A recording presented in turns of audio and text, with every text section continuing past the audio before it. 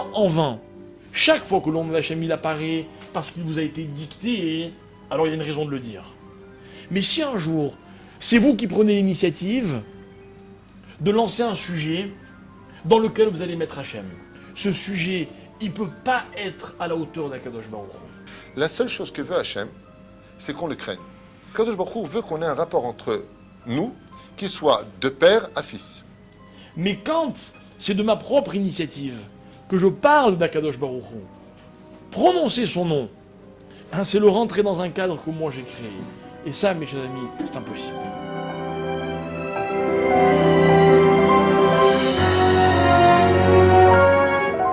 Pour pouvoir parler au nom d'Akadosh Baruch Hu, combien on se doit s'efforcer, Bezrat Hachem, d'abord et avant tout de comprendre la valeur de la parole. Dire le nom d'Hachem en vain, hein, ce serait se donner l'illusion qu'on sait exactement de qui on parle.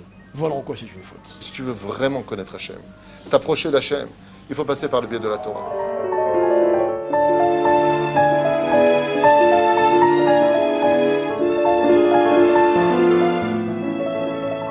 La Hirat Shamaim veut dire celui qui est capable, à travers sa crainte, de voir qu'il y a un filet entre lui et Hachem qui s'appelle Shamaim, c'est-à-dire les cieux. Et tous les jours d'entre nous, on dit Shema Israël, Hachem, Ado Shem, ah, notre maître. Qui veut dire notre maître? Comme il a dit le Rav, on se l'approprie. Bien réfléchir quand tu montes au Sefer Torah, bien lire, ne te précipite pas, prends ton temps, Imen Anili Mili. Quand moi je parle d'Hachem, c'est avec mes mots. Quand vous me dites oui, on a compris, je suis sûr que vous êtes sincère. Vous avez compris de mes mots, ok, ce que vous pouvez comprendre selon vos mots à vous. Vous vous rendez compte du décalage? On parle d'Hachem. On parle d'Hachem. Je me suis mis de côté.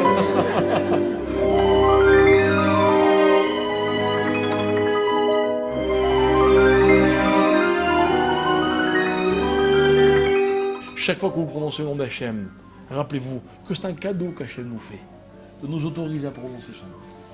Un des processus qui a le plus de force de faire reculer le Melech HaMashiach, c'est à cause des Shvuat Shav. C'est parce qu'on jure pour rien. On jure pour rien. Sur la Torah, je te le jure, un couple se dispute. Ouais. Je te jure, tu sors d'ici, c'est fini entre nous. Tu sais ce que tu viens de dire? Avec Akadosh Baruch Hu, on ne pourra jamais tout dire. Ce que la Torah nous demande, c'est de dire le maximum. Tout celui qui jure au nom de Dieu peut être certain qu'il apportera la pauvreté dans sa maison en contrepartie de son âme.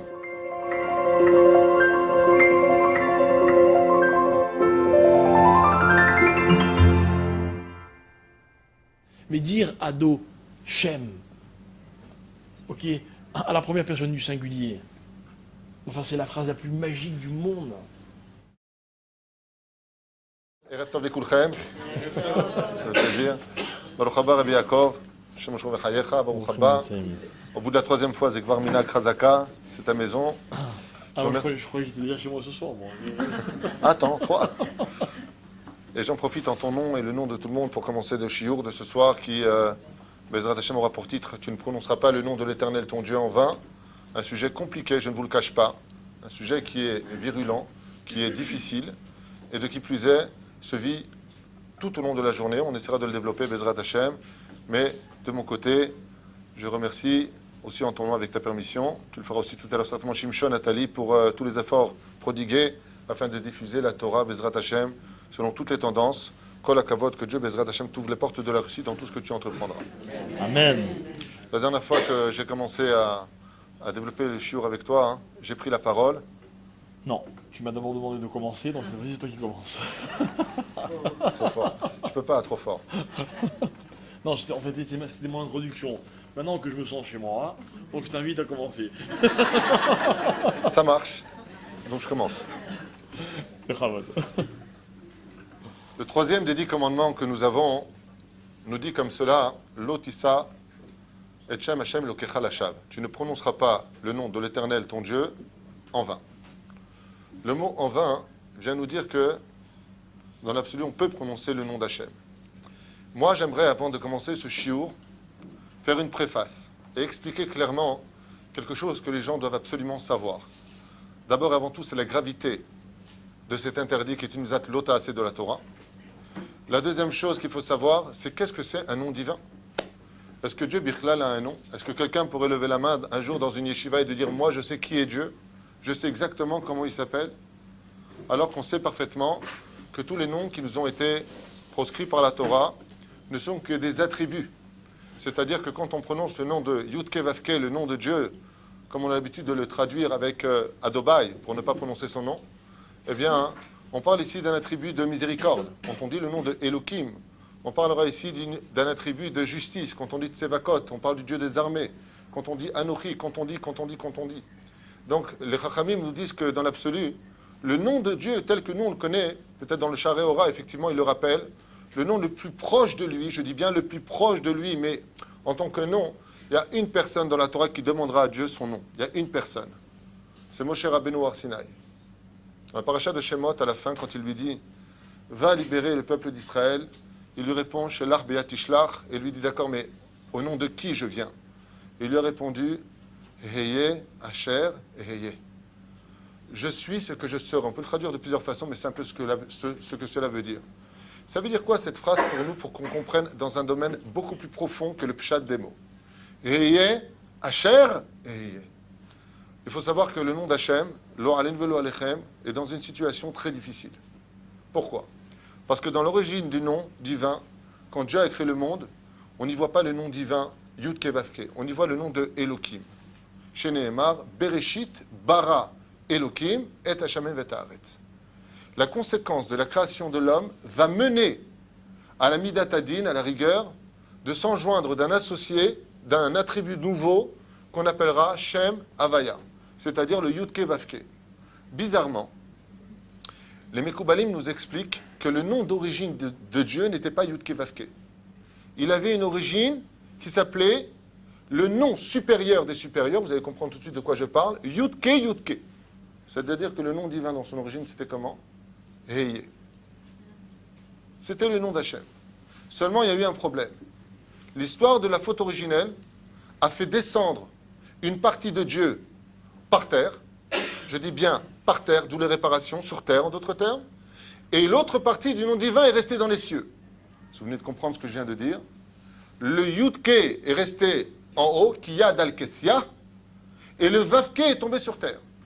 Ce qui fait que toutes les réparations du peuple juif se seront basées essentiellement sur la réparation du nom divin.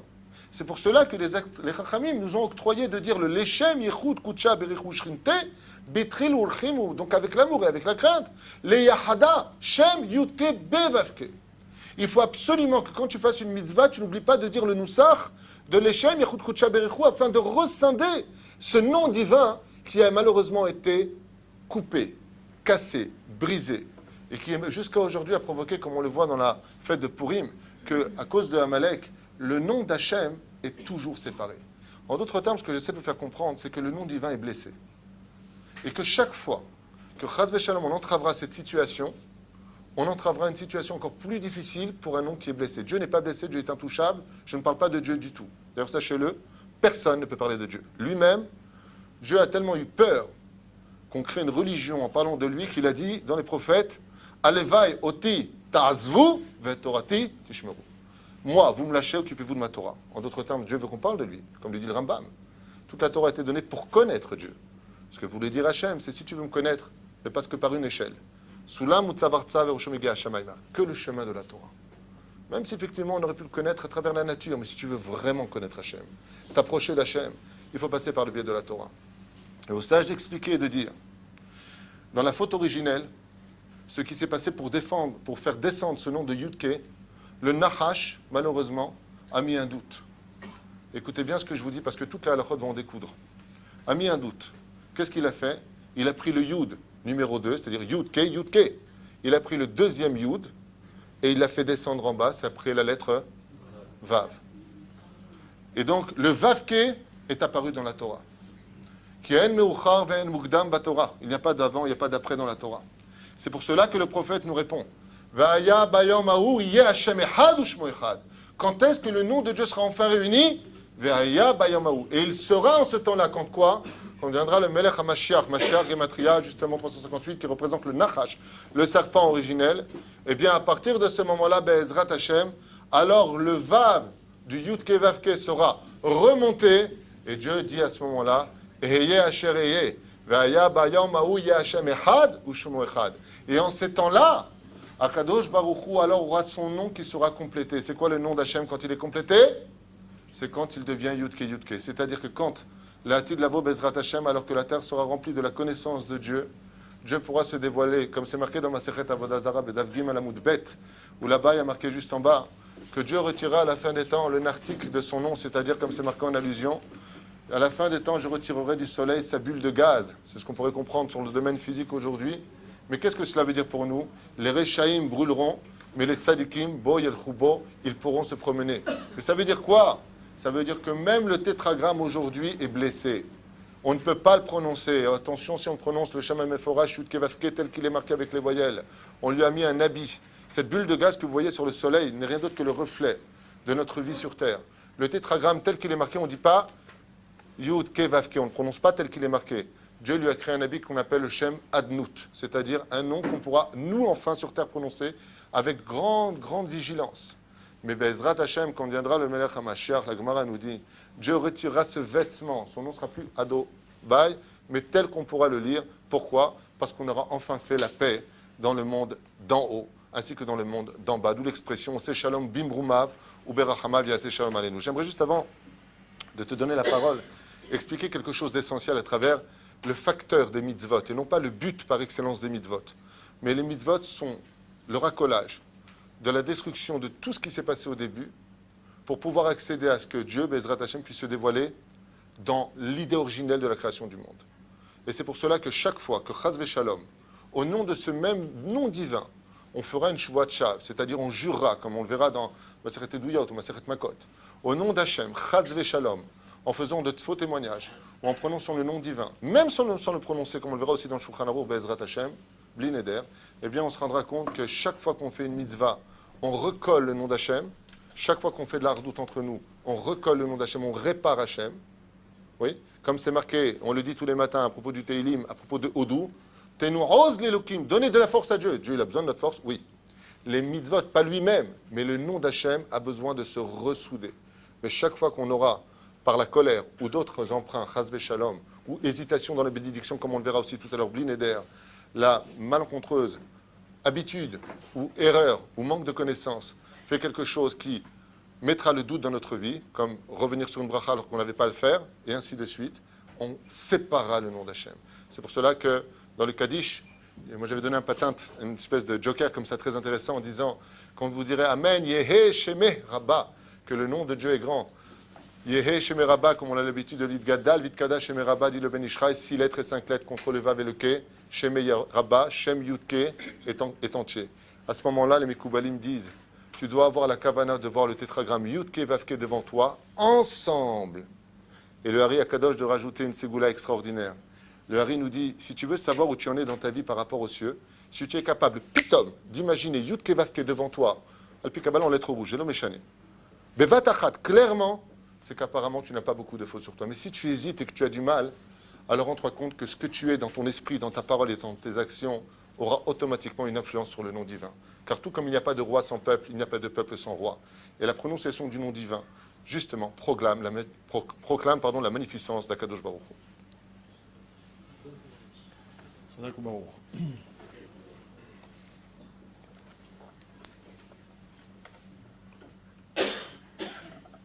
C'est à toi.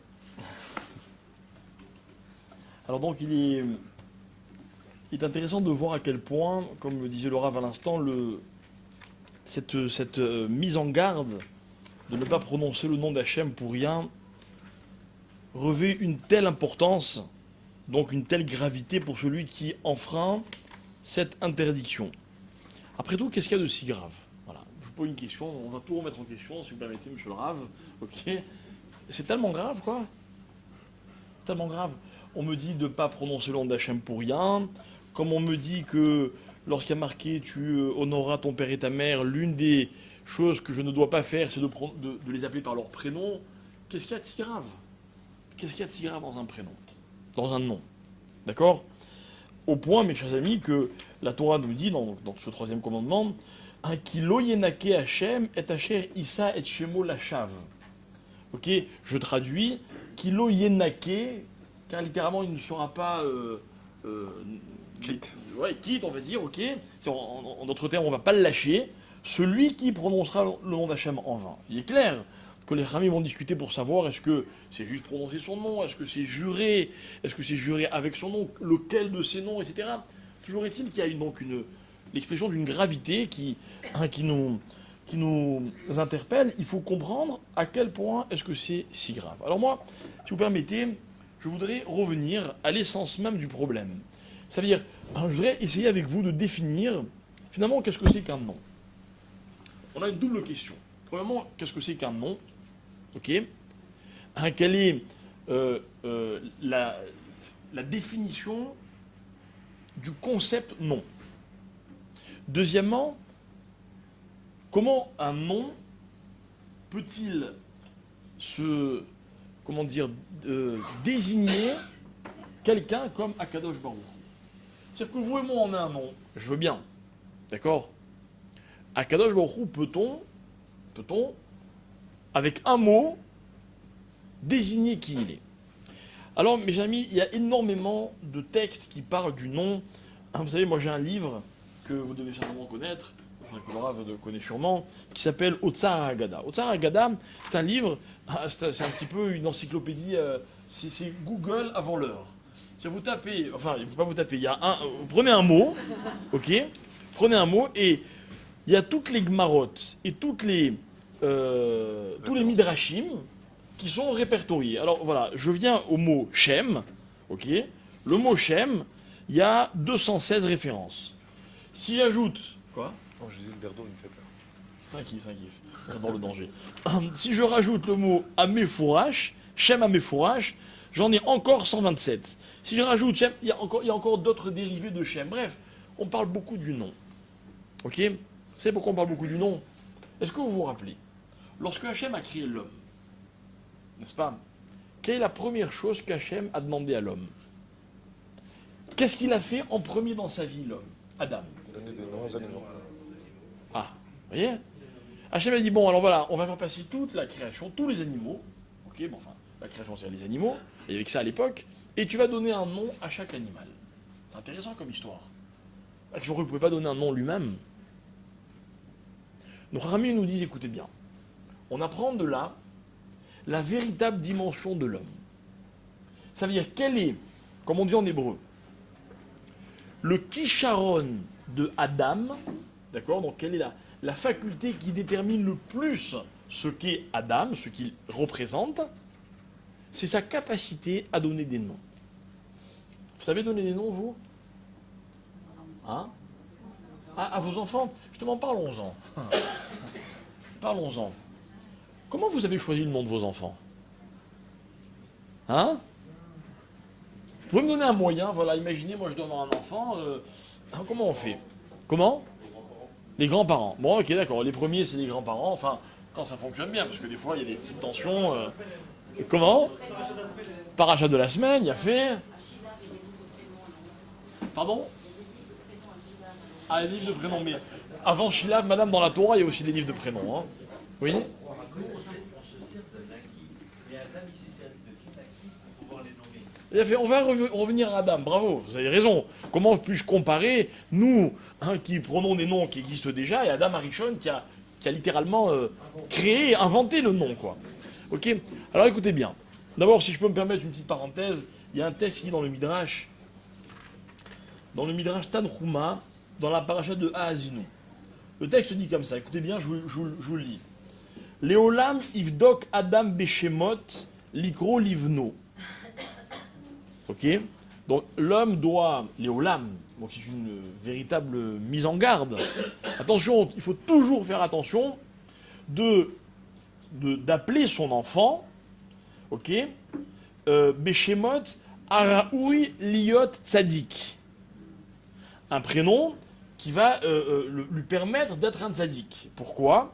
Kilifamim Hachem Gorem Tov O Gorem Ra.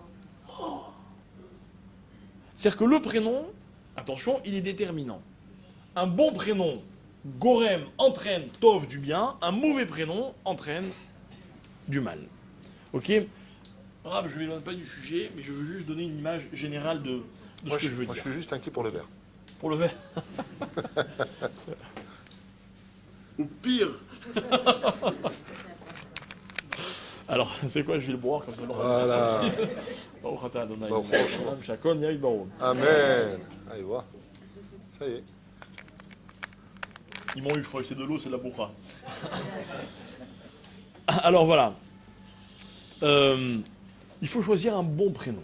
Ok, qu'est-ce que c'est qu'un bon prénom? Alors évidemment, un bon prénom, c'est un prénom qui a une, comme on dit, une mashmaout, quoi. C'est-à-dire qui exprime quelque chose de bien. Vous appelez votre enfant, je sais pas moi, Moshe, parce que Moshe, c'est Moshe Rabbeinu. Avraham, parce que c'est Avraham. Vous l'appelez Raphaël, parce que la réfoua, machin, vous voyez ce que je veux dire? C'est le nom d'un ange, etc. Donc on est tout à fait dans cette réflexion. Ok? La Gemara dit autre chose, et malheureusement, j'ai cherché cette Gemara, je n'ai pas trouvé la référence. Peut-être que Laura pourra m'aider.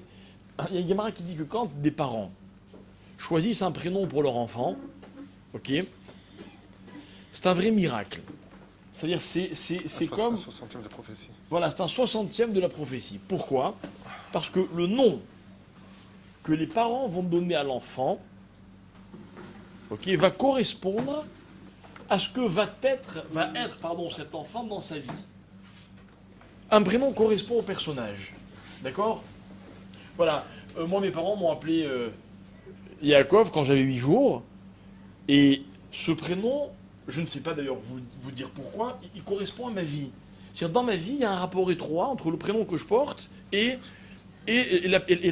ma vie, mon histoire, ma personnalité. Comment pouvait-il le savoir? Vous ne pouvez pas le savoir.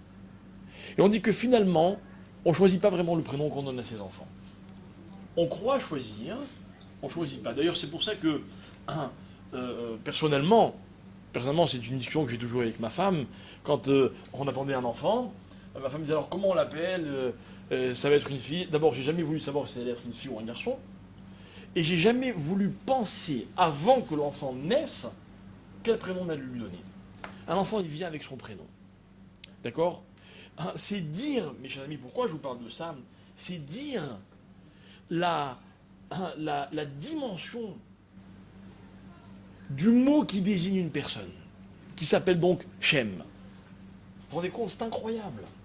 C'est beaucoup plus qu'un nom à une consonance jolie, ou qui nous rappelle un personnage, ou pour faire plaisir, certes, qui est très important à nos parents. D'ailleurs, je tiens à préciser que c'est une très grande mitzvah de donner à nos enfants le prénom de nos parents et beaux-parents.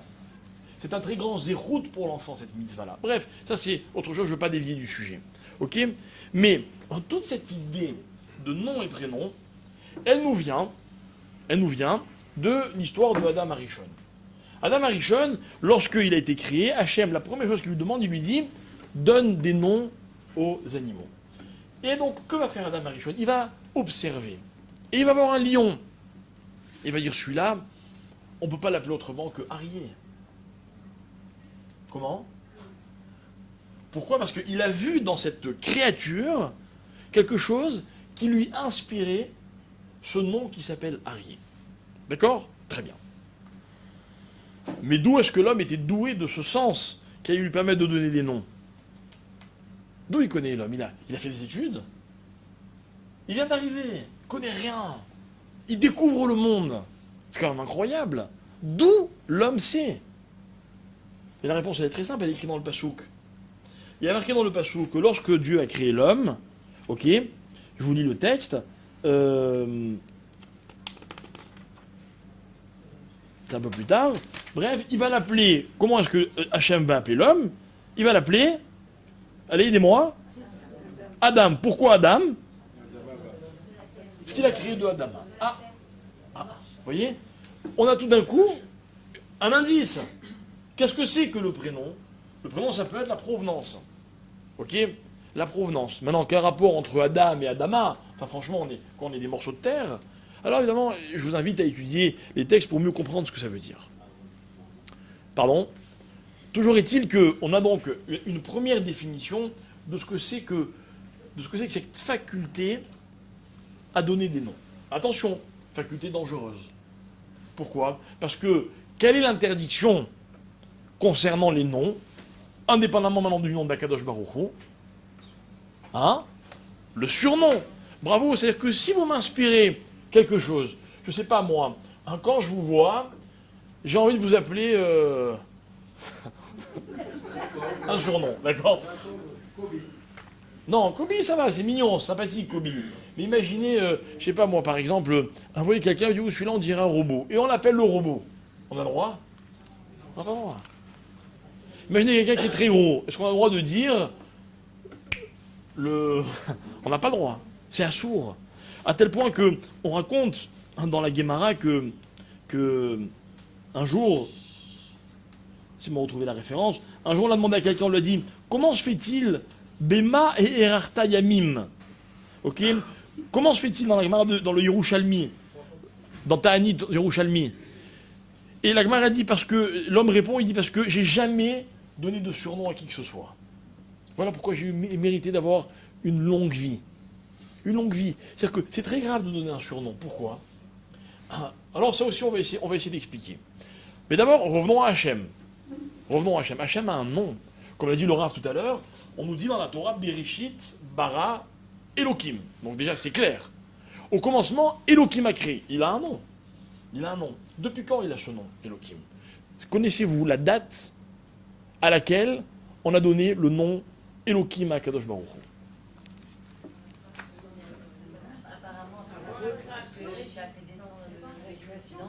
Mais non, puisque Bereshit bara Elohim, c'est avant la faute. Alors qu'est-ce que vous dites? Vous savez pas? C'est pas grave. C'est une réponse. Ah, C'est voilà. une réponse. C'est pas grave. Mais a priori, le nom Elohim, il a été créé au moment de Bereshit bara Elohim. Ça veut dire, écoutez bien, que lorsque Hachem a créé le monde, dans ce Bereshit, c'est-à-dire au commencement, Hachem, excusez-moi l'expression, il est devenu Elohim. Ah, et avant, il était quoi? Eh bien, il n'avait pas de nom. Il n'avait pas de nom. Et puis ça va se compliquer, comme a rapporté le Rav. Au début, on l'appelle Elohim, après on va l'appeler Yudke Vavke, après on va l'appeler Ekie, après on va lui donner un tas de noms, Yud Yud. Mais c'est toujours le même, il a tellement de noms à Kadosh Baruch Hu. Et nos Rahamim expliquent. Et ils disent en fait, tant que le monde n'est pas créé, Akadosh Baruch Hu n'a pas de nom. Vous savez pourquoi? Mais non, c'est beaucoup plus simple que ça. Et après, il est plus tout. Mais non, mais c'est beaucoup plus simple. Ah, voilà. Mais non, mais il n'y avait personne pour l'appeler.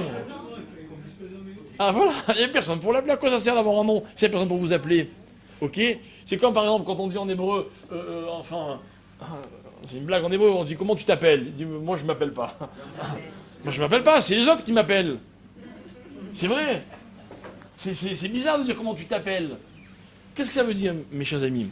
Ça veut dire qu'en fait, avant la création du monde, Akadosh Baruch Hu n'a pas de nom.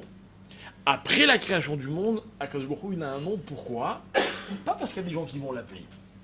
Parce que tout d'un coup, il y a des hommes qui vont arriver et qui vont percevoir Akadosh Baruch Hu. Et alors là, on apprend quelque chose d'extraordinaire. C'est que le nom, il est bien souvent l'expression de la perception qu'on a de ce que l'on nomme. Vous entendez? On perçoit, alors on veut désigner, on désigne en exprimant cette perception. On va faire un essai. Si je vous dis une planche et 4 pieds, qu'est-ce que vous me dites? Une table. C'est tout? Un banc. C'est tout? Allez, Shiva. Une chaise. Voilà. Donc vous voyez, il y a des gens qui ont faim, des gens qui ont sommeil, des gens qui veulent s'asseoir, mais c'est vrai. Je vous dis 4 planchers. Chacun sa perception. C'est intéressant. C'est-à-dire qu'on va chacun nommer la chose en fonction de ce qu'on ressent, en fonction de ce qu'on perçoit. La Guémara dit, pourquoi j'ai pas redonné un surnom à quelqu'un? Pourquoi j'ai pas redonné un surnom à quelqu'un? Je voudrais pas qu'on rentre dans l'histoire des mazalotes, ok? Mais on est Makbil auto, comme vous venez de dire. On le définit, c'est-à-dire qu'on l'enferme dans une perception. On lance dans une perception. Ah, vous connaissez l'histoire du Lachonara? Vous savez que c'est interdit le Lachonara. D'accord? Vous aimez, vous, qu'on raconte du Lachonara sur vous? Non, personne n'aime. J'ai une autre question. Vous aimez qu'on dise du bien de vous? Oui?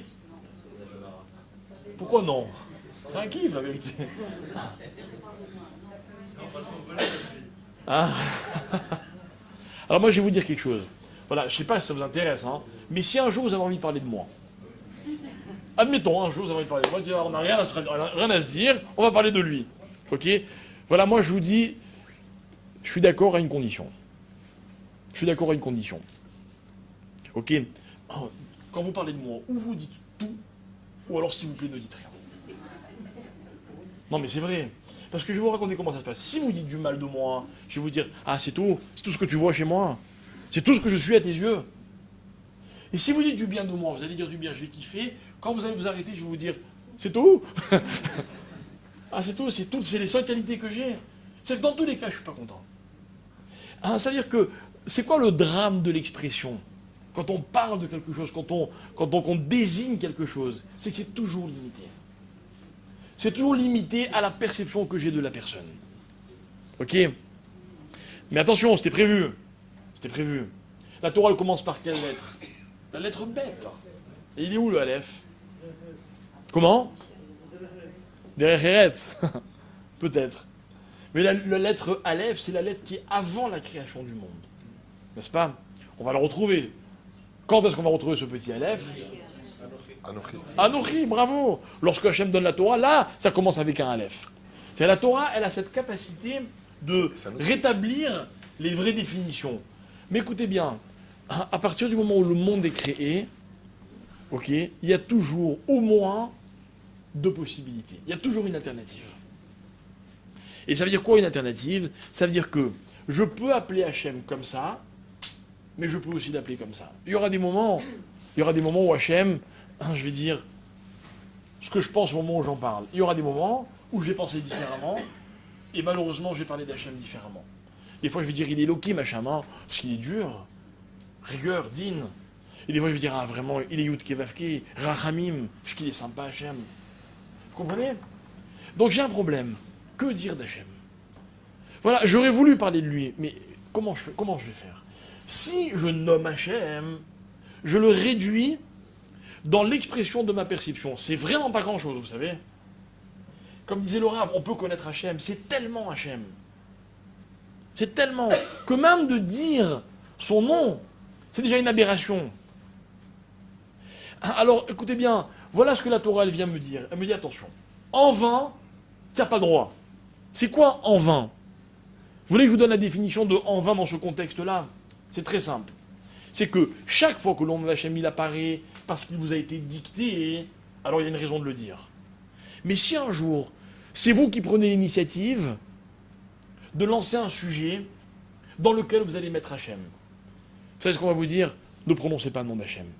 Ce sujet, il ne peut pas être à la hauteur d'Akadosh Baruch Hu. La preuve, c'est que c'est vous qui l'exprimez, nous les hommes. Donc il est à notre hauteur, pas plus, pas possible.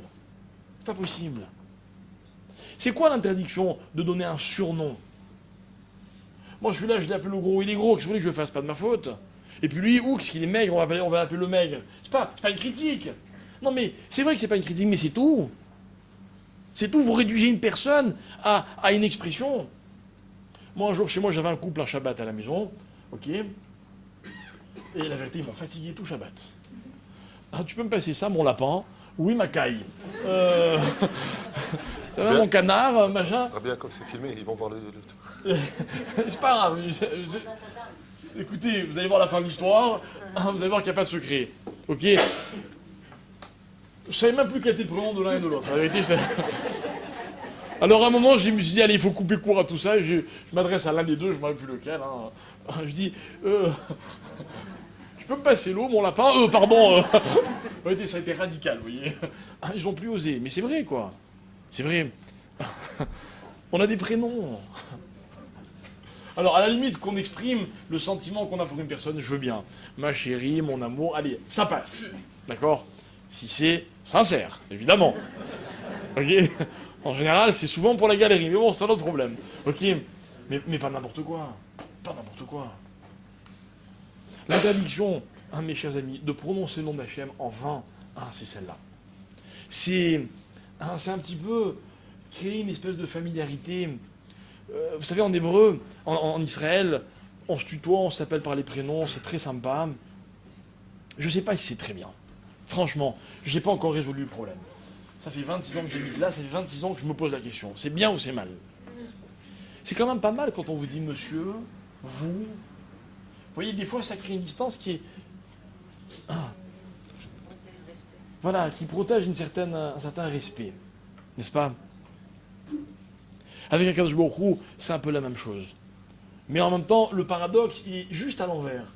J'avais un copain, quand on était enfant, qui avait fait teshuva. Dans sa famille, c'était pas très religieux. Un jour, ils sont devenus religieux. Un jour, on parle d'Hachem. Il me dit, moi, tu sais, tous les soirs, je prie Hachem.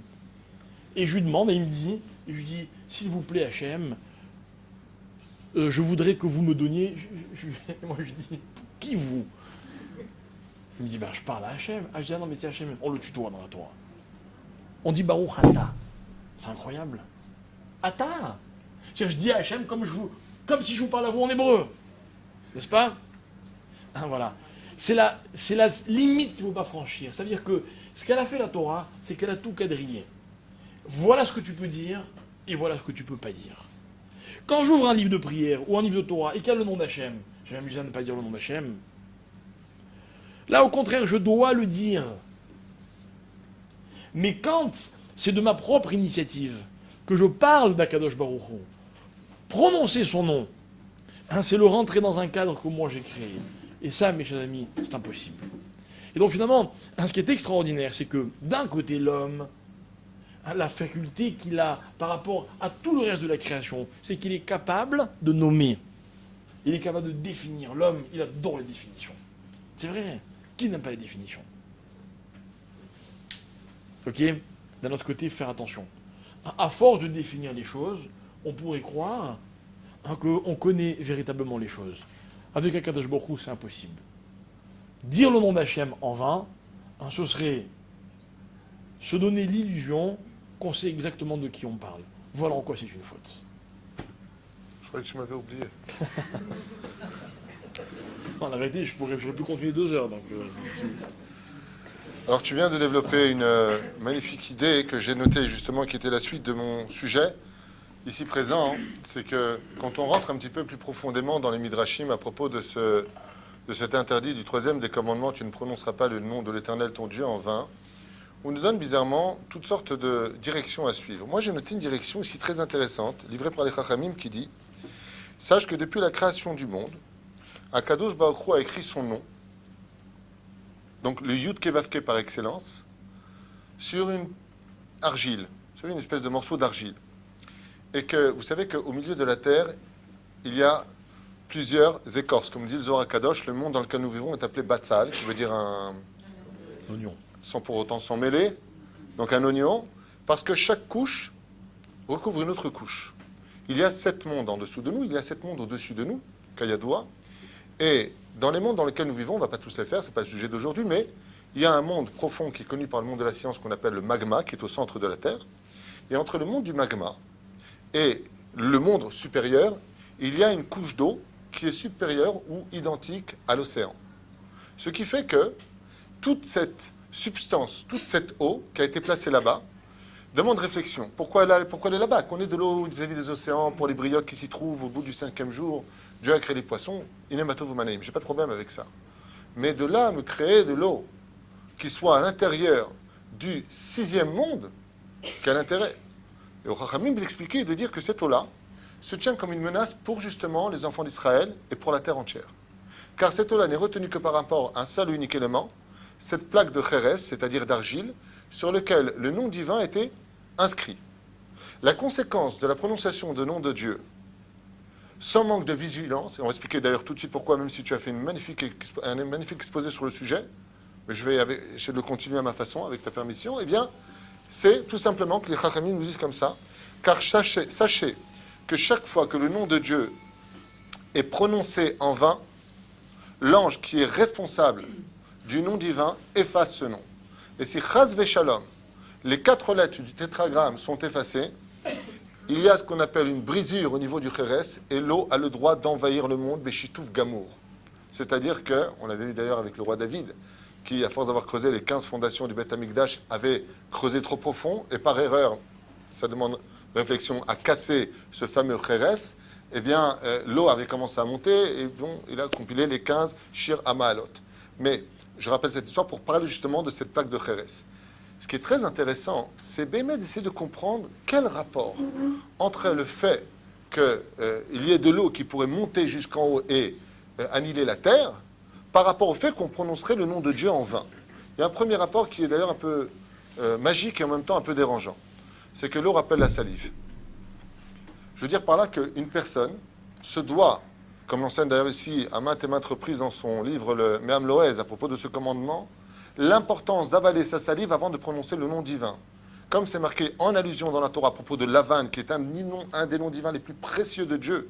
Dieu aussi s'appelle Lavan. Chaque nom dans la Torah est représentatif d'un des noms cachés d'Hachem. Seulement on est trop nul, trop bas aujourd'hui pour pouvoir le découvrir, pour pouvoir le déceler. Car chez Dieu, il n'y a ni bien ni mal. Tous les noms sont kadosh dans la Torah. Bilham est un des noms divins. Seulement il a été traduit dans la transaction du monde dans lequel on vit, il a mal été accueilli. La preuve en est, la Gemara nous dit, si Bilam avait fait tchouva, il aurait été plus grand que Moshe Rabbeinu. Et c'était entre ses mains.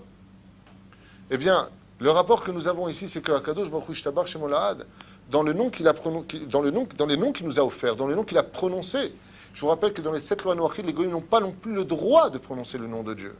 C'est quelque chose qui est si grave que toute la terre entière va en débattre. Écoutez bien. Dans la paracha de Vaera, deuxième paracha du livre de Shemot, Moshe Rabbeinu est envoyé en mission. C'est vrai que c'est un peu blata, de prime abord. Dieu lui dit, après 7 jours de négociation, va et libère mon peuple. Moshe, d'origine tunisienne, lui répond, Shelah be'at tishlah. Déjà, ça commence avec la main. Il lui a dit, t'as trouvé qu'un pigeon comme moi pour envoyer... Non, envoie par une autre personne. À ce moment-là, Dieu se met en colère et lui dit, je te demande d'aller libérer mon peuple, je ne te demande pas ton avis. Comme dit le Hari Akadosh, nul tzaddik sur terre qui a été créé est indispensable, sauf un, Moshe Rabbeinu. Loulé Moshe Rabbeinu lo hainu nigalim emitzraïm. Il n'y a que lui qui est indispensable. C'est pour ça qu'il est Shakoul Keneged Shishim Ribo Shel Israël, lui face à 600 000 âmes, qui est un sujet pour nous-mêmes, juste pour que l'on comprenne. Moshe arrive en Égypte, il demande à Pharaon de libérer les enfants d'Israël, comme vous le savez tous, donc on avance. Pharaon lui dit, Medhapsh, Nekuda, et puisque tu es venu me casser les pieds, eh bien, je retirerai maintenant de la paille aux Hébreux. Sujet super important, j'en ai fait un shiur sur le site, vous pourrez le regarder. Moshe revient vers Hachem. La vérité, moi je serais revenu, je lui dis, écoute, je t'avais dit que je ne voulais pas y aller, tu me fais une frayeur, humiliation en public, les enfants d'Israël, les Kimat Iskilouni, sont venus, les 70 Ekenim, ils sont arrivés devant Pharaon. Quand Moshe Rabbeinu et Aaron se sont retournés, il n'y avait plus personne derrière. Ils étaient tout seuls. Quand ils sont partis avec des jets de pierre. D'un coup, il se passe quelque chose d'incroyable, qui est en rapport avec tout ce qu'on vient de dire. La réflexion de Moshe Rabbeinu, c'est de dire à Hachem, pourquoi tu m'as fait une chose pareille? Et d'un coup, la réponse d'Hachem, t'en mort, comme au basket. Quoi? Ushmi Hachem lonodati lahem. De qu'est-ce qu'il parle? D'Abraham et de Yaakov. Quel rapport? Je suis en train de me parler.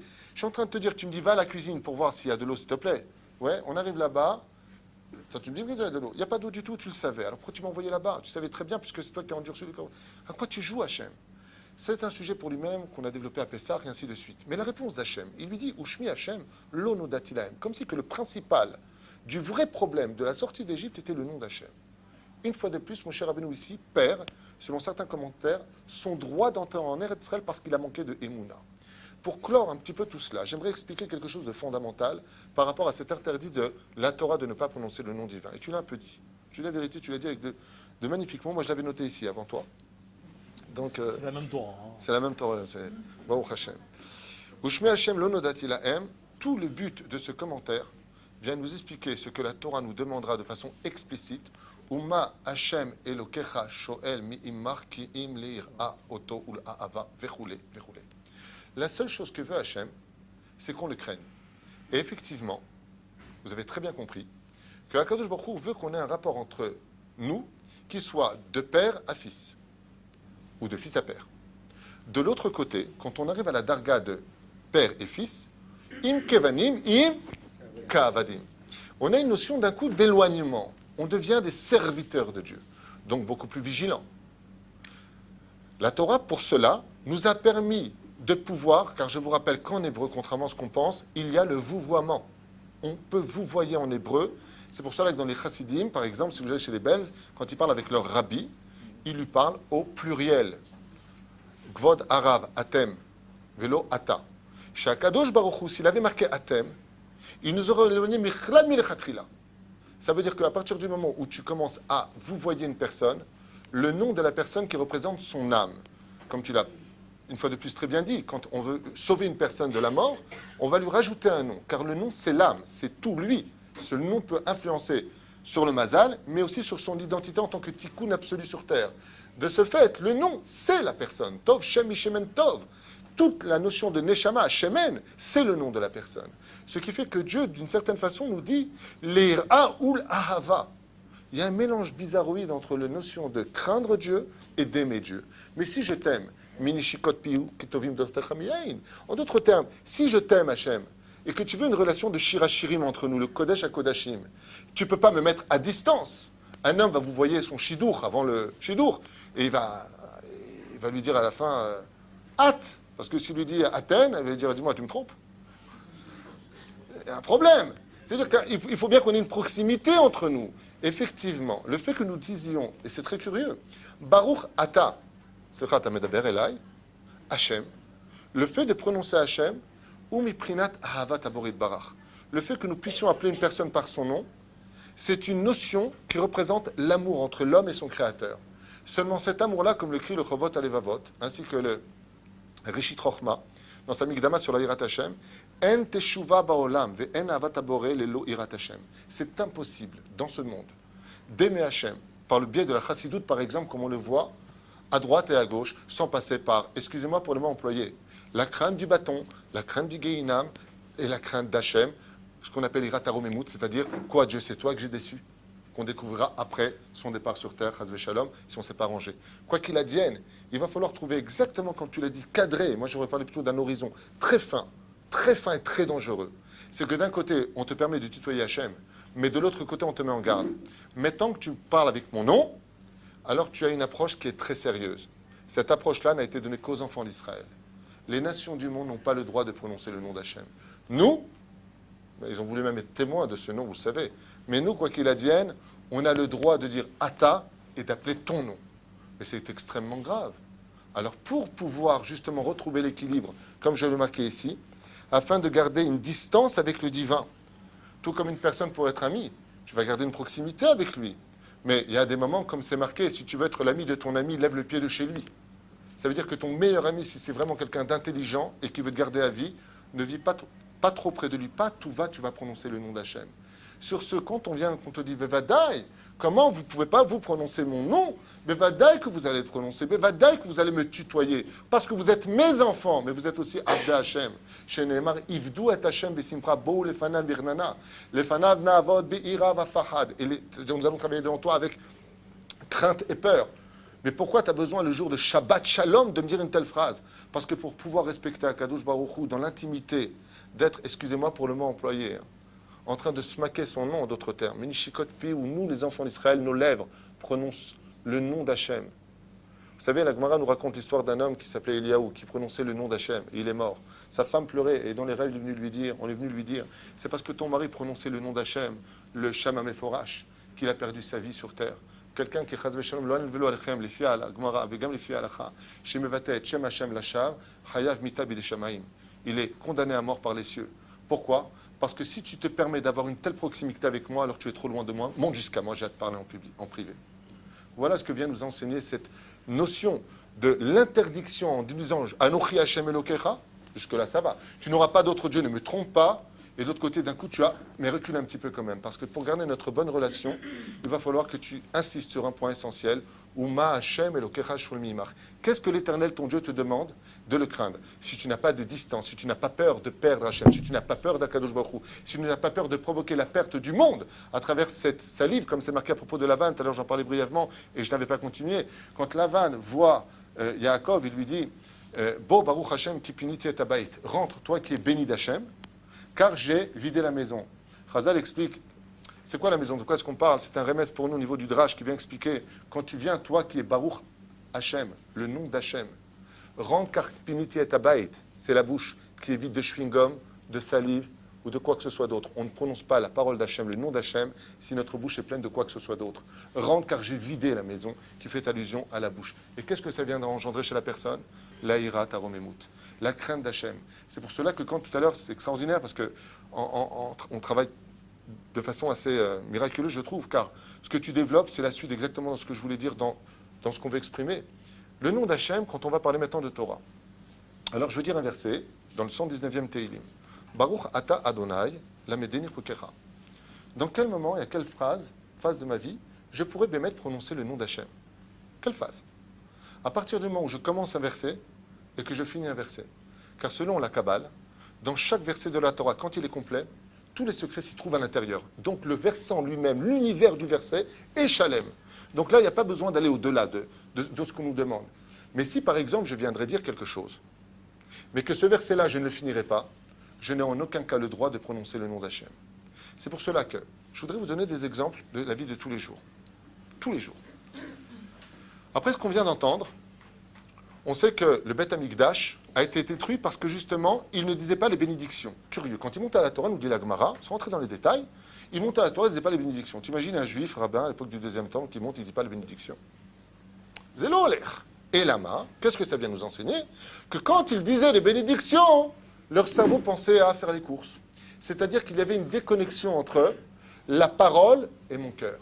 Ça s'appelle « Tu ne prononceras pas le nom de l'Éternel ton Dieu en vain ». Le en vain parle justement des intentions.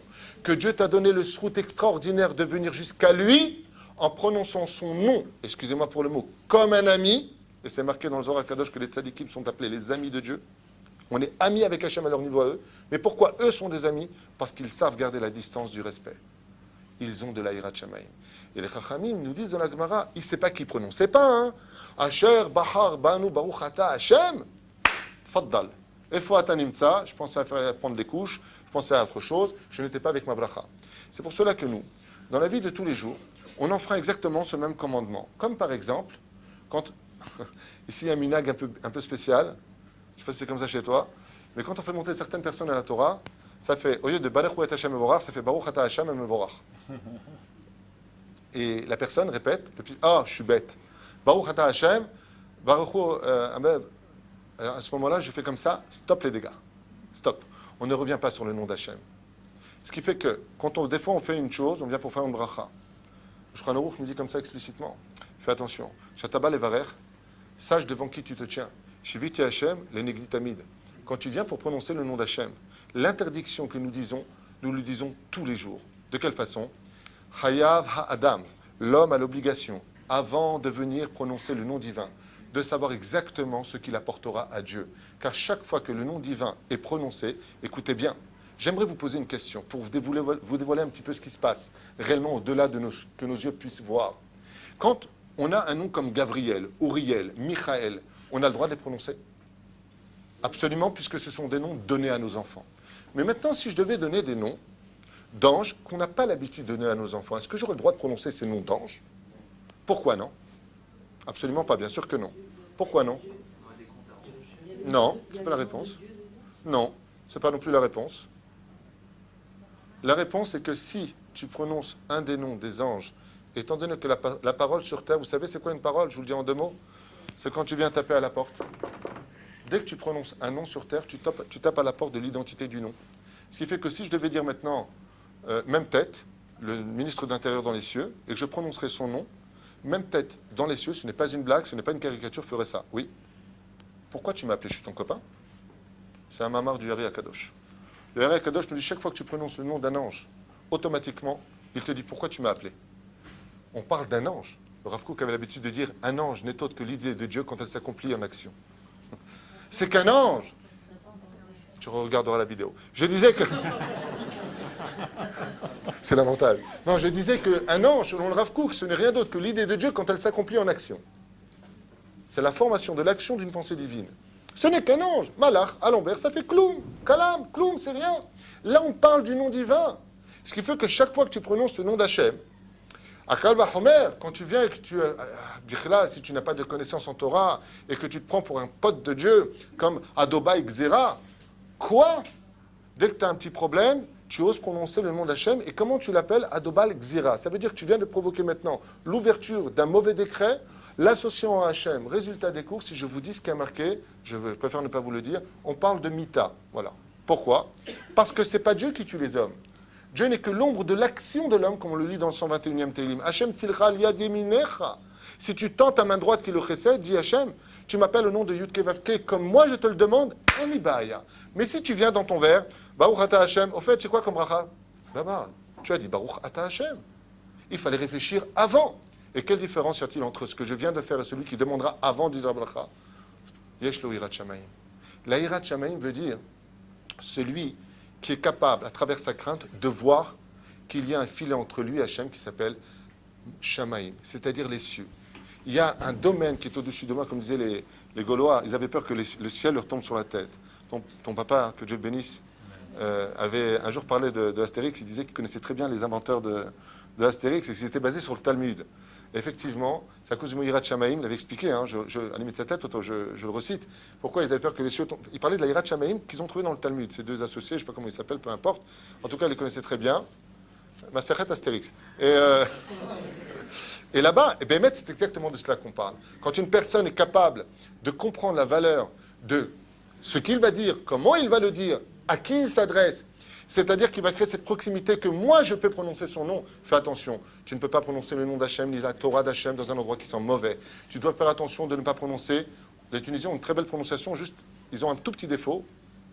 C'est qu'à chaque fois on dit que Dieu faute. Baruch Hatta, Dieu n'a jamais fauté. Hatta veut dire fauter, mais non, c'est pas une blague. C'est pas une blague du tout. La première fois que j'ai entendu ça, c'est quelqu'un qui avait apparemment les narines dans la bouche. Je dis Hachem lo Hatta. Hatta en hébreu veut dire fauter. C'est marqué Baruch Ata. Pour vous donner une petite allusion, un jour, comme ça le raconte dans le Kitvé Arizal, un nom du Rav, du nom du Rav Yosef, est venu voir le Hari Akadosh, il lui a dit que Vodarav, Kayadoua, comme c'est marqué dans la paracha de Yétro, Zohar Akadosh, Chochmat Apartouf, comment lire sur le visage. Je sais que vous connaissez la science de lire sur le front d'une personne. Est-ce que j'ai des fautes sur moi? Le Hari Akadosh, il lui a dit, il y a autant d'avéra sur ton front qu'il y a d'étoiles dans le ciel. Moi, la vérité, à ce prix-là, je ne serais pas venu. Ça calme, ça calme. Ça calme. Alors le Rav lui a dit, l'homme istakel ben Hashim, l'homme edaber la shonara, le kloum, ech yachol liot. Il lui a dit, tu as juste un problème. C'est que tu as oublié que chaque lettre est un univers et que chaque lettre est représentatif de l'identité divine. Quand toi, tu fais tes brachot, tu relis tous les mots. Ton birkat Amazon, c'est sur le bout de la... Résultat des courses, tu as collé les étoiles. C'est quoi une étoile? Quand vous la voyez, c'est un point brillant qui est éclaté en 1000 dimensions. Chaque lettre doit être claire. Comme c'est marqué en allusion dans la paracha de Noach, Soar la Teva. Tu feras de la lumière dans la Teva. Il y a deux façons de le lire. Au Pshat, tu mettras de la lumière dans l'arche dans laquelle tu te trouves. Alpi Midrash, tu mettras Teva, en hébreu c'est une lettre. Tu mettras de la lumière entre chaque lettre. C'est pour cela que dans un Sefer Torah, si une lettre touche une autre lettre, tout le Sefer Torah est mis de côté, il faut le réparer. Pourquoi? Parce que justement, tu n'as pas mis de lumière. Et pourquoi on a besoin de tout ça? Hachem, mazé méchané lecha, allez, nous, tes papas. Non. Parce que si chaz v'shalom, tu en viens à cela, et vous le trouverez, Bezrat Hachem, dans la vie de tous les jours, des bons juifs qui ne seront pas shomer Shabbat et qui te diront en pleine face, moi, j'aime Dieu plus que toi. Pourquoi toi, tu es plus juif que moi? La seule différence qu'il y a, c'est que toi, tu l'aimes, mais tu as oublié un détail. Il n'y a pas de Yirat Shamaim. Parce que s'il y avait de la Yirat Shamaim, automatiquement, tu aurais fait attention à la façon dont tu parles d'Hachem. Ne pas le prononcer à tout va. Bien réfléchir quand tu montes au Sefer Torah. Bien lire. Ne te précipite pas. Prends ton temps. Imen anili mili.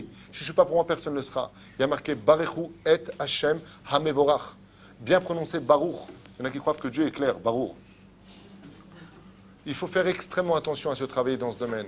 Parce que tout le lien de la prononciation du nom divin est essentiellement fixé sur la Hirat Hachem Barach Shemola Ad. De prononcer le nom d'Hachem avec vigilance pour pouvoir, Bisiata d'Ishmaïa, profiter de cette proximité que nous avons avec le Créateur du monde. Je trouve que c'est quand même magnifique qu'on passe une soirée à parler du nom d'Akadosh Baruch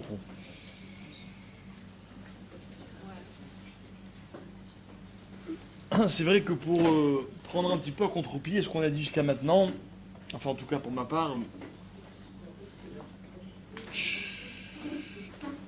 prononcer le nom de quelqu'un, c'est aussi une preuve d'affection. D'accord? Ça veut dire que quand vous faites la connaissance de quelqu'un, que cette personne commence à vous être chère, etc., le jour où cette personne, elle vous appelle par votre prénom, alors il y a une proximité qui se fait. Alors chez nous, ce qui est extraordinaire, et vraiment c'est ce que je captais dans les paroles du Rav Mamash, dans chaque phrase, c'est l'amour d'Hachem, non pas en prononçant son nom, mais en parlant de son nom. D'accord? C'est extraordinaire. On ne le dit pas, mais on en parle. Peut-être que finalement c'est ce que voulait Hachem. Il voulait que plutôt qu'on dise son nom, comme on dit le nom de n'importe qui, il voulait qu'on parle de son nom, qu'on le définisse. Le Rav Dessler explique dans une lettre qu'il a un jour écrite à quelqu'un, dans laquelle il essaie de définir un petit peu les différents noms d'Akadosh Baruch Hu. Il dit comme ça. Quelle que soit la façon dont le nom d'Hachem est écrit dans la Torah, ok, quand il y a marqué Yud Yud, qu'est-ce qu'on dit quand on lit le Pasuk? On dit Ado Shem. Comment vous dites Ado Baï. Ouais, à l'époque on disait Amonai quand on le dit. Ouais. Ok, Shem Adnout. Il y a marqué Yud Kevavke, pareil. Tous les noms d'Hachem, on dit toujours le même nom, Ado Shem. Pourquoi on dit pas, pourquoi on lit pas textuellement ce qui est marqué? Et en fait, le Rav Dessler explique et il dit que, en reprenant ce que disait le Rav tout à l'heure, lorsque Akadosh Baruch Hu dit à Moshe, va rassurer le peuple juif, dis-leur que ayez Asher et qui je suis, ou plutôt je serai celui que je serai. Donc Hachem il se présente et il dit, c'est extraordinaire, il dit, dis-leur ce nom et tu verras qu'ils vont te faire confiance. Ils sauront ce que ça veut dire. Et là, comme a dit le Rav, Hachem me dit, ce nom-là, je ne l'ai pas fait connaître, ni Abraham, ni Isaac et Yaakov, je vous l'ai réservé pour vous. Ok? Vous l'avez déjà vu ailleurs ce nom que dans ce passage? Jamais on a appelé Hachem comme ça. On n'a même jamais écrit Hachem comme ça. Ok? Et le Mirta Miyahu, il dit, ce serait d'ailleurs une interdiction de le prononcer comme ça. Pourquoi? Pourquoi? Parce qu'il y a une notion de temps auquel, littéralement, le nom est conjugué, comme si c'était un verbe. Et qui est, Rav, c'est un futur ou c'est un présent? C'est un futur. C'est un futur. Yud Kevavke, c'est quoi? Futur ou présent? C'est un présent. C'est un présent. Ok? Mais quand il y a la lettre Yud au début d'un mot, ça veut dire que c'est un futur. C'est aussi un futur. Vous voyez? C'est pas très clair. C'est pas très clair. Le seul nom, pardon? Saïf il. Voilà. Et le seul nom d'Hachem dont on peut dire de façon certaine qu'il est au présent, c'est Aleph, Dalet, Nun, Yud. Le Shem Adnout. Ok? Vous savez que lorsqu'on dit dans la Torah, et qu'on le répète tous les jours de notre vie, au moins 2 fois par jour, Shema Israël, Hachem Elokeinu, Hachem Echad, ça veut dire quoi qu'il est un, Hachem? Ce mot Echad, il est infini, ce mot. Ça ne veut pas seulement dire qu'il y en a qu'un, il n'y en a pas de deuxième. C'est pas un chidouche. Tout le monde sait qu'il n'y a qu'un seul Akadosh Baruch Hu. Et puis ceux qui ne le savent pas, ils ne le savent pas, mais nous qui le savons, on a besoin de le répéter à chaque fois. Et les Chaim expliquent, ils disent, en fait, Echad, ça ne veut pas seulement dire un. Moi, je pense, c'est très personnel, et je n'engage que moi dans cette interprétation, je pense que la meilleure façon de traduire le mot Echad, ce serait non pas de dire un, mais de dire tout. Hachem, Echad, Hachem est tout. C'est ce que c'est tout, la globalité, l'intégralité, la totalité. Ça veut dire Hachem, c'est ma parnassa, c'est ma neshama, c'est ma raison d'être. C'est lui qui s'occupe de moi dans telle circonstance, mais aussi dans telle autre circonstance. Et des fois, j'ai l'impression dans ma vie que Hachem, ce coup-ci, il m'a aidé. Mais malheureusement, après, 2 minutes après, j'ai rencontré un gars qui m'a fait perdre un quart d'heure pour rien. Hachem, il était là, et il est aussi là. Et au moment où il m'aide à moi, vous savez ce qu'il fait? Il vous aide à vous aussi. Hachem, il est le monde entier. Il est tout ce qui se passe, tout le temps, partout. C'est facile à comprendre, relativement facile à comprendre. Là où ça devient vraiment compliqué, c'est justement dans les temps. Est-ce qu'Hachem est un présent? Est-ce qu'Hachem est un futur? Ou est-ce qu'Hachem est un passé? Il est tout. Hachem Meler, Hachem Malar, Hachem Imlor. Ok. Je pourrais comprendre de façon très simple, en disant, bon, bah, Hachem, il est éternel, il a été, il est, il sera. Il ne va jamais disparaître. Non, mes chers amis, ce serait trop simple. On n'est pas venu, on ne vous a pas dérangé ce soir pour vous dire des choses aussi simples. Ok. Ce que veut dire ce texte-là, justement, les Ramim disent que quand on dit le nom d'Akadosh Baruch Hu, quand on dit Shema Israël, Hachem Elokeinu, Hachem Echad, on dit 2 fois le nom d'Hachem. Ok. À quoi on pense quand on dit le nom d'Hachem? À quoi on doit penser? Comment? Kabel Ol Malchut Shamayim, d'accord. Mais ça c'est dans Elokeinu. Attention, ça c'est dans Elokeinu. Quand je dis Elokeinu, Hachem c'est notre Dieu, alors je suis Mekabel Alay Ol Malchut. Mais quand je dis le nom Hachem, on le dit 2 fois, écoutez bien. Une fois il faut penser à la façon dont on le prononce, et une fois il faut penser à la façon dont il est écrit. La façon dont on le prononce c'est quoi? C'est Adoshem, il est mon maître. Il est mon maître. Et la deuxième fois, quand je le dis, je dois penser à la façon dont il est écrit, c'est-à-dire, comme vous avez dit, Aya, Ové, Ve'iyé. Futur, passé, présent, futur.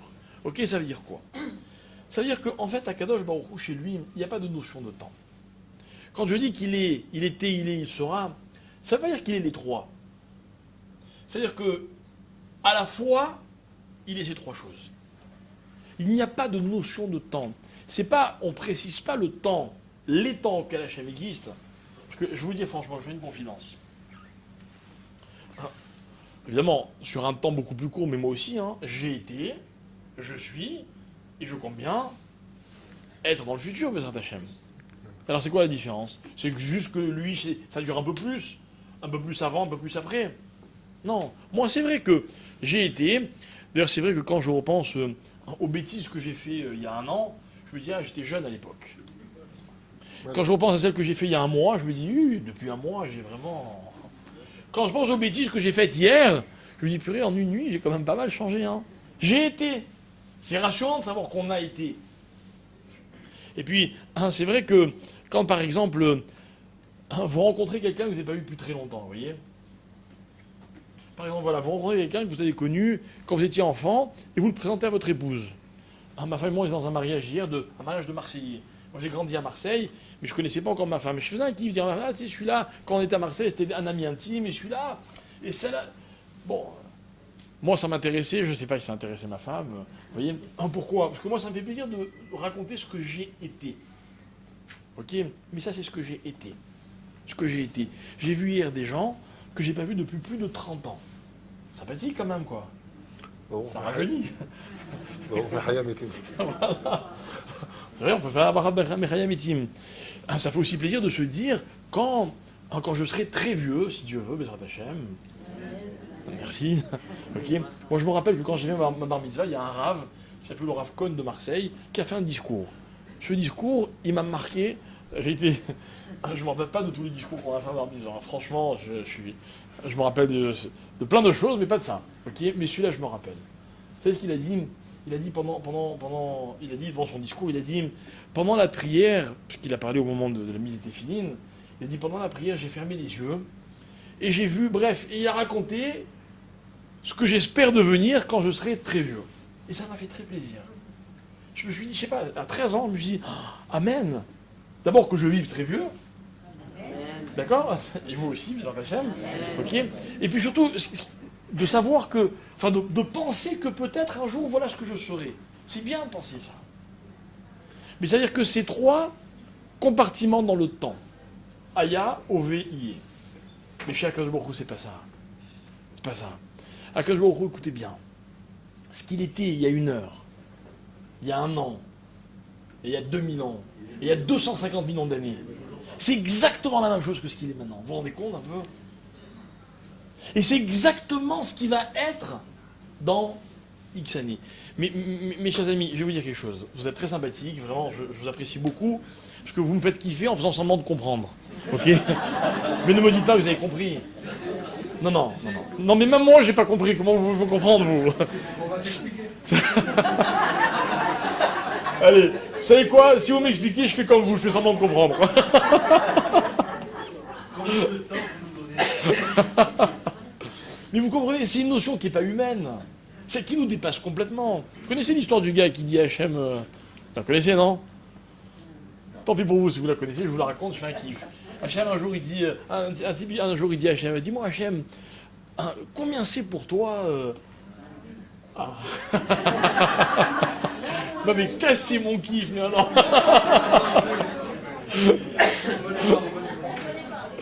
Bon, allez, merci, ils sont vraiment sympas, la vérité.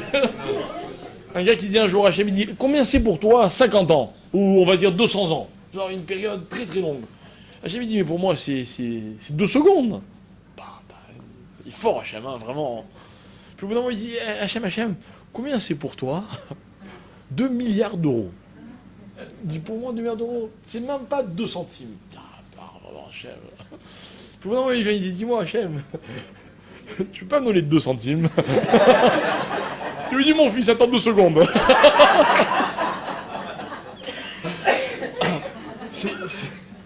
C'est exactement ça. C'est que chez Hachem, il n'y a pas... Nous, on exprime ça en termes de Aya, Ovi. Mais chez Hachem, ça n'existe pas. Et c'est en ça que je vous dis que on peut en parler. On peut en parler avec nos mots. Avec nos mots. Votre rave, il est extraordinaire parce qu'il n'a pas arrêté de dire, comme tu as dit tout à l'heure. C'est pas du tout ce que j'ai dit. Non, j'explique. Avec vos mots à vous, monsieur le rave, c'est une autre dimension. Parce que ce sont vos mots. Moi, quand j'ai dit, c'était mes mots à moi. Si d'autres le disaient, c'était avec encore d'autres mots. Et finalement, ça veut dire que quand moi, je parle d'Hachem, c'est avec mes mots. Quand vous me dites, oui, on a compris, je suis sûr que vous êtes sincère. Vous avez compris de mes mots, ok, ce que vous pouvez comprendre selon vos mots à vous. Vous vous rendez compte le décalage? On parle d'Hachem. On parle d'Hachem. C'est pour ça que je me suis mis de côté, moi. Et c'est incroyable. Et on passe notre vie à parler d'Akadosh Baruch Hu. Et tous les jours de notre vie, on dit Shema Israël, Hachem. Adoshem, notre maître. Quel qui veut dire notre maître? Comme il a dit le Rav, on se l'approprie. Dans le mot, je vais le dire comme on le disait, comme on était gosse, Amonai, ok, il y a le pronom, comment on dit, le pronom personnel, c'est mon Hachem, quoi, même au pluriel. Dites à moi. Moi, je me rappelle, j'avais un grand-père, à la Vachalom, il avait une ira de Shamaïm, c'était pas un rabbin, mais il avait une crainte et un amour d'Hachem. Et toute ma vie, je l'ai entendu dire, enfin, jusqu'à malheureusement qui décède, toute sa vie, il disait, moi, Hachem, il m'aime. Et des fois, je me disais, mais de quel droit il peut dire ça? Hachem, il aime aussi, même Hachem. Non, mais c'est ça. Hachem, il m'aime. C'est mon Hachem. Et je lui dis d'ailleurs, Amo, Naï. C'est mon maître. C'est mon maître. Vous savez, je me permets de vous le dire, même si votre rave est présent. Vous savez la force que les élèves donnent au rave? C'est unique au monde. Parce que les élèves, ils disent c'est mon maître. Et le rave, il adore ça. C'est pas qu'il adore ça au niveau égoïste. C'est que, non mais, ça l'encourage. Ça lui donne de la force. Quand un rave va quelque part et qu'il est accompagné d'un élève, 2 élèves, voire 10, vous vous rendez compte de la puissance? C'est-à-dire qu'il est accompagné de gens qui se l'approprient. C'est magnifique. C'est magnifique. Un jour, j'ai vécu une expérience très difficile. Et encore, je ne vais pas jouer celui qui a vécu un drame, parce que c'était loin d'être le cas. Je suis allé consoler un de mes rabbinim, de quand j'étais enfant d'ailleurs, qui a perdu un enfant, qui a perdu une fille, la pauvre, dans des conditions tragiques, qui était elle-même mère de famille, etc. Et ce rave, il est... C'est pas grave. Écoutez-moi, c'est... Et ce rave, c'est un grand Baal Machashava, il s'appelle, si vous avez entendu parler, peut-être le rave Clapige de Marseille. Il a énormément d'élèves, et notamment de jeunes filles à qui il enseigne la Torah. Bref, c'est un homme extraordinaire. Et je suis allé lui rendre visite, je me suis assis devant lui, et le temps que j'ouvre la bouche, c'est lui qui a parlé. Il m'a dit, tu sais, je vais te dire quelque chose. J'étais même perturbé qu'il me parle à moi comme ça, je veux dire. Il me dit, tu sais, dans la vie, l'homme, il a tendance à tout s'approprier. Même nos enfants croient qu'ils sont à nous. C'est ce qu'il m'a dit. Il m'a dit, la seule chose qui est vraiment à nous, c'est Akadosh Baruch Hu. Incroyable. Incroyable. Et il ne faut juste pas oublier que Hachem est à nous, c'est vrai, ok, mais tout ce qui est à nous, c'est aussi à Hachem. Mais tout ce qui est à Hachem, c'est aussi à moi. Voilà pourquoi des fois je crois que les choses m'appartiennent. Mais dire Ado, Shem, ok, à la première personne du singulier, enfin c'est la phrase la plus magique du monde. Je suis un petit peu comme un enfant. On raconte une histoire que, je sais pas, mon père raconte toujours, je sais pas d'où il la tient, elle est très belle. C'est l'histoire d'un homme qui avait une usine de chocolat. Vous voyez, il produisait des tonnes de chocolat. Puis un jour, il rentre chez lui, il avait une fille unique, qu'il adorait évidemment. Alors il lui ramène, en rentrant du travail, il lui ramène une petite boîte de chocolat, comme il le faisait de temps en temps. Et dès que la petite fille reçoit cette boîte de chocolat, elle est toute contente, elle ouvre la boîte de chocolat, elle sort un chocolat, elle lui dit « Tiens papa, celui-là, il est pour toi. » Et l'homme, il dit « Ce chocolat, il vaut toutes les tonnes de chocolat que je produis, 10 fois plus que tous les chocolats que je produis. » Pourquoi ? Parce que lorsqu'un enfant exprime quelque chose, écoutez bien, il n'exprime pas toujours avec des mots justes.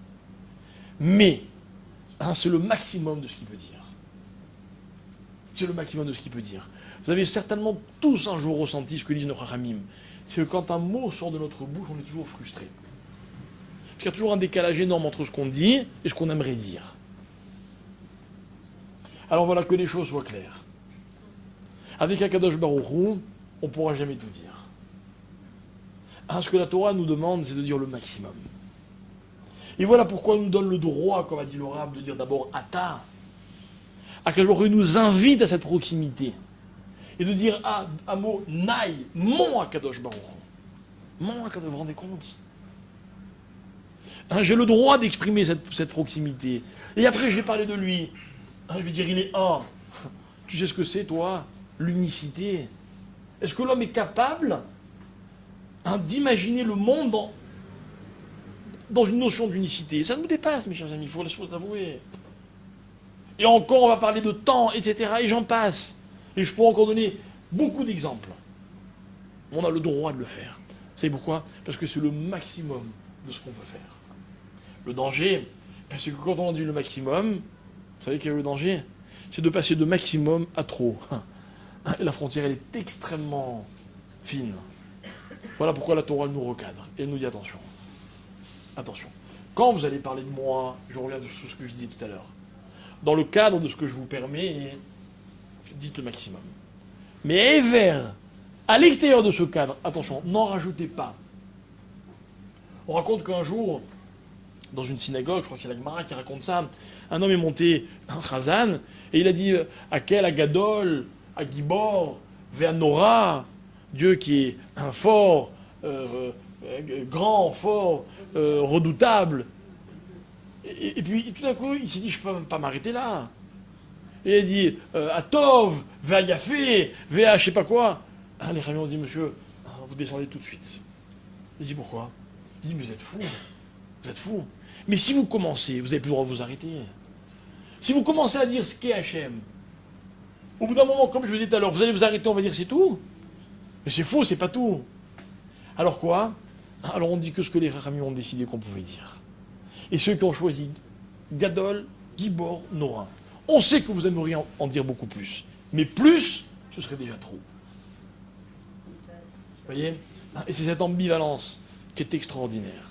Et comme on l'a fait la dernière fois, ce qui est magnifique, c'est que dans la première série des 10 commandements, dans les 6 premiers, on nous parle de la proximité entre Hachem et l'homme. Premièrement, Hachem se définit, Anochi Hachem Elokecha. Voilà qui je suis. Ça veut dire, voilà ce que je suis, mais vous ne pouvez pas comprendre. C'est le commandement qui nous dépasse complètement. Ensuite, Hachem dit, Lo yelecha Elokim acherim. Voilà, ce que tu ne peux pas définir.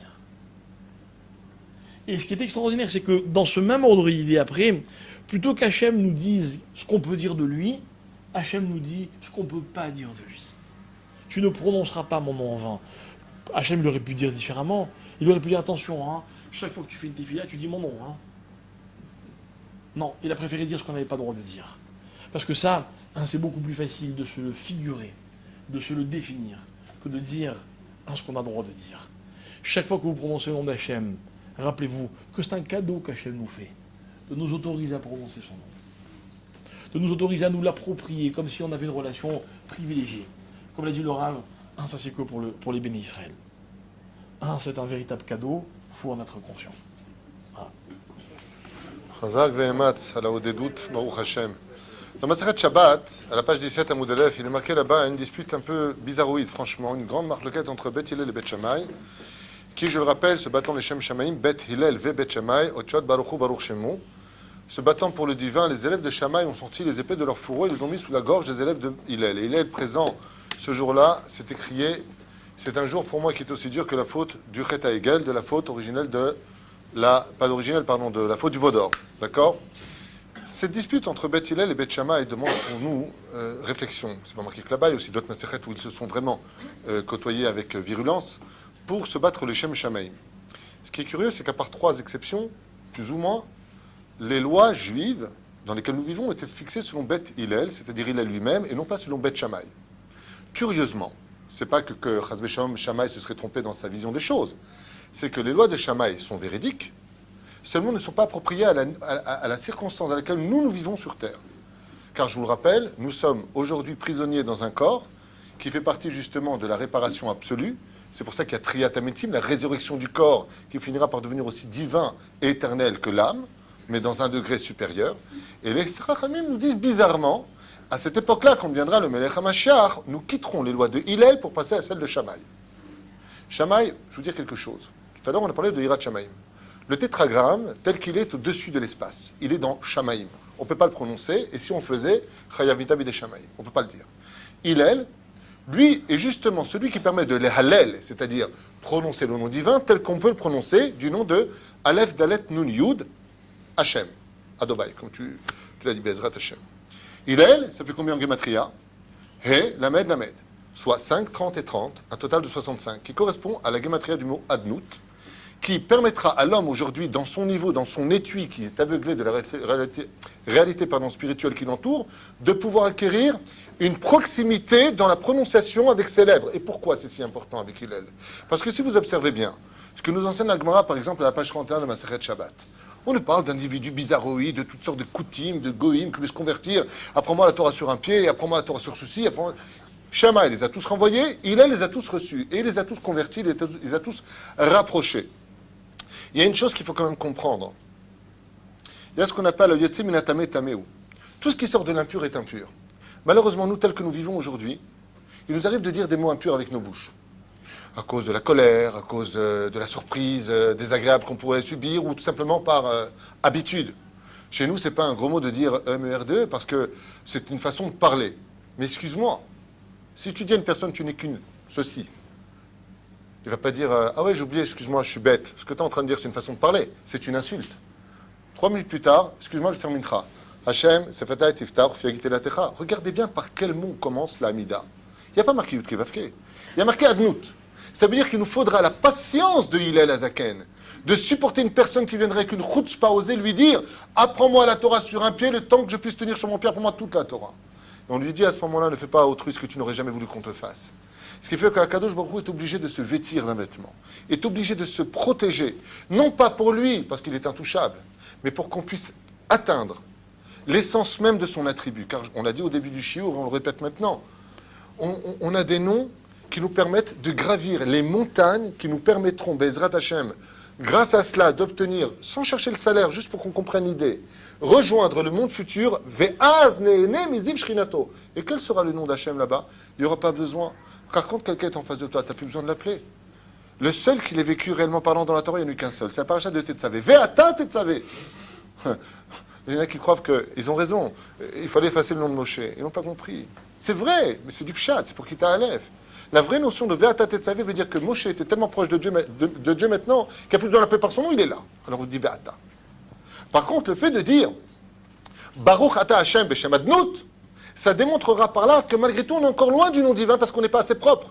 Il y a un homme sur terre, Rabotai. Il y a un homme extraordinaire qui venait des forces du mal. Et Dieu, pour lui, a donné sa Torah, qui est l'essence même de toute la Neshama par laquelle nous respirons sur terre.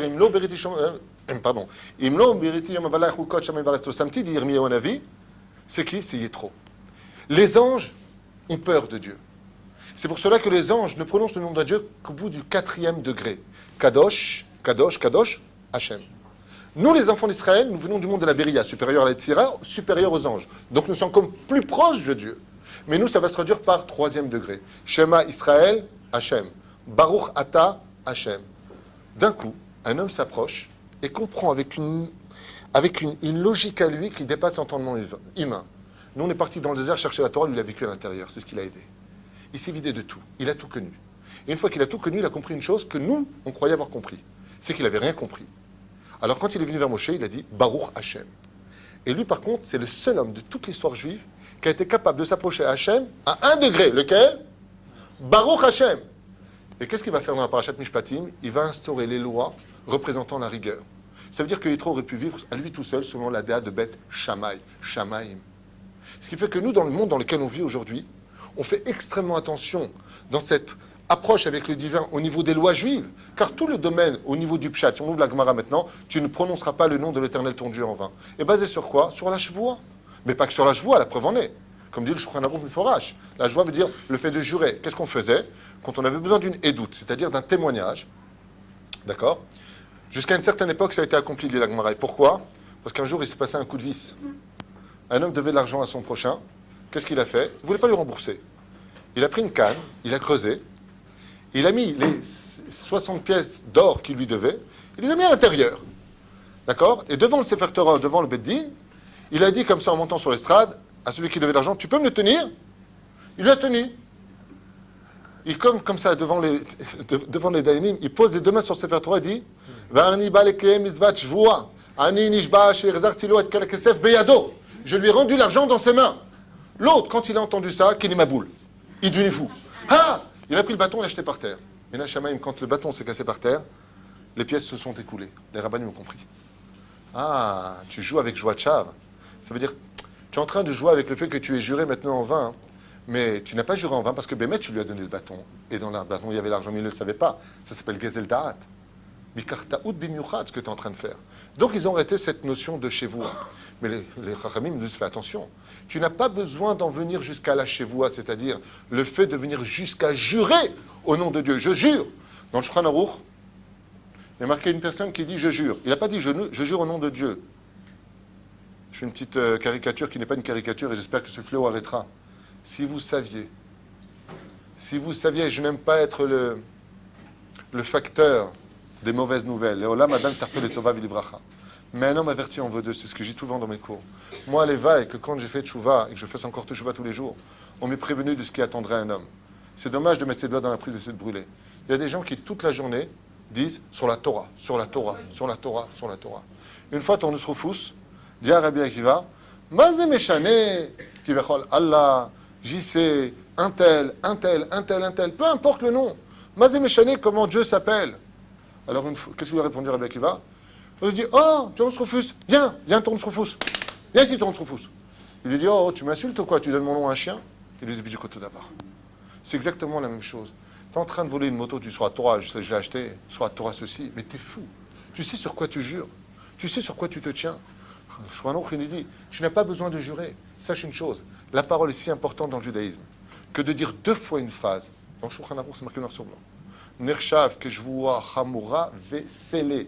C'est considéré, si tu dis 2 fois une chose, c'est comme si tu as dit, je jure sur la Torah ici présente, devant des témoins, que Amarta Kiyamta. Quand on fait une ketouba, bon, j'ai l'habitude de faire beaucoup de ketubot. J'en arrive toujours à une question avec l'homme, comme ça, pour le faire dans le bureau, je dis, tu ne comptes pas tromper ta femme. Tu ne comptes pas tromper ta femme. Non, c'est pas une blague. Les Ashkenazim ne le font pas à cause de cela. Mais on va jurer, Bishwa Hamura Betkifat Yad. On va se serrer la main devant 2 témoins. Et le fait qu'on se serve la main, une des raisons pour lesquelles on se serre la main dans la Ketouba, c'est que l'homme jure de rester fidèle quoi qu'il advienne à son épouse. D'accord? Mais c'est hyper grave de faire une chose pareille. Si tu sais que la personne que tu vas marier, c'est un petit par-par.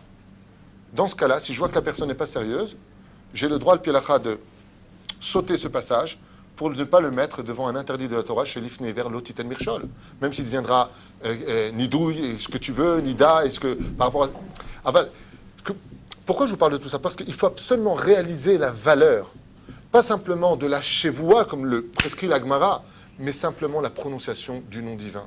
C'est-à-dire que toutes les lois de Hillel et de Shammai sont arrivées jusqu'au glaive sous la gorge, où les élèves de Shammai ont dit si l'Halakha n'est pas comme nous cette fois-là, vous passerez au fil de l'épée. Mais comment tu peux en arriver là? Parce que les histoires de Shammai qui vient des cieux, Akadosh Baruch Hu aurait voulu que le monde vive selon Midat Hadin.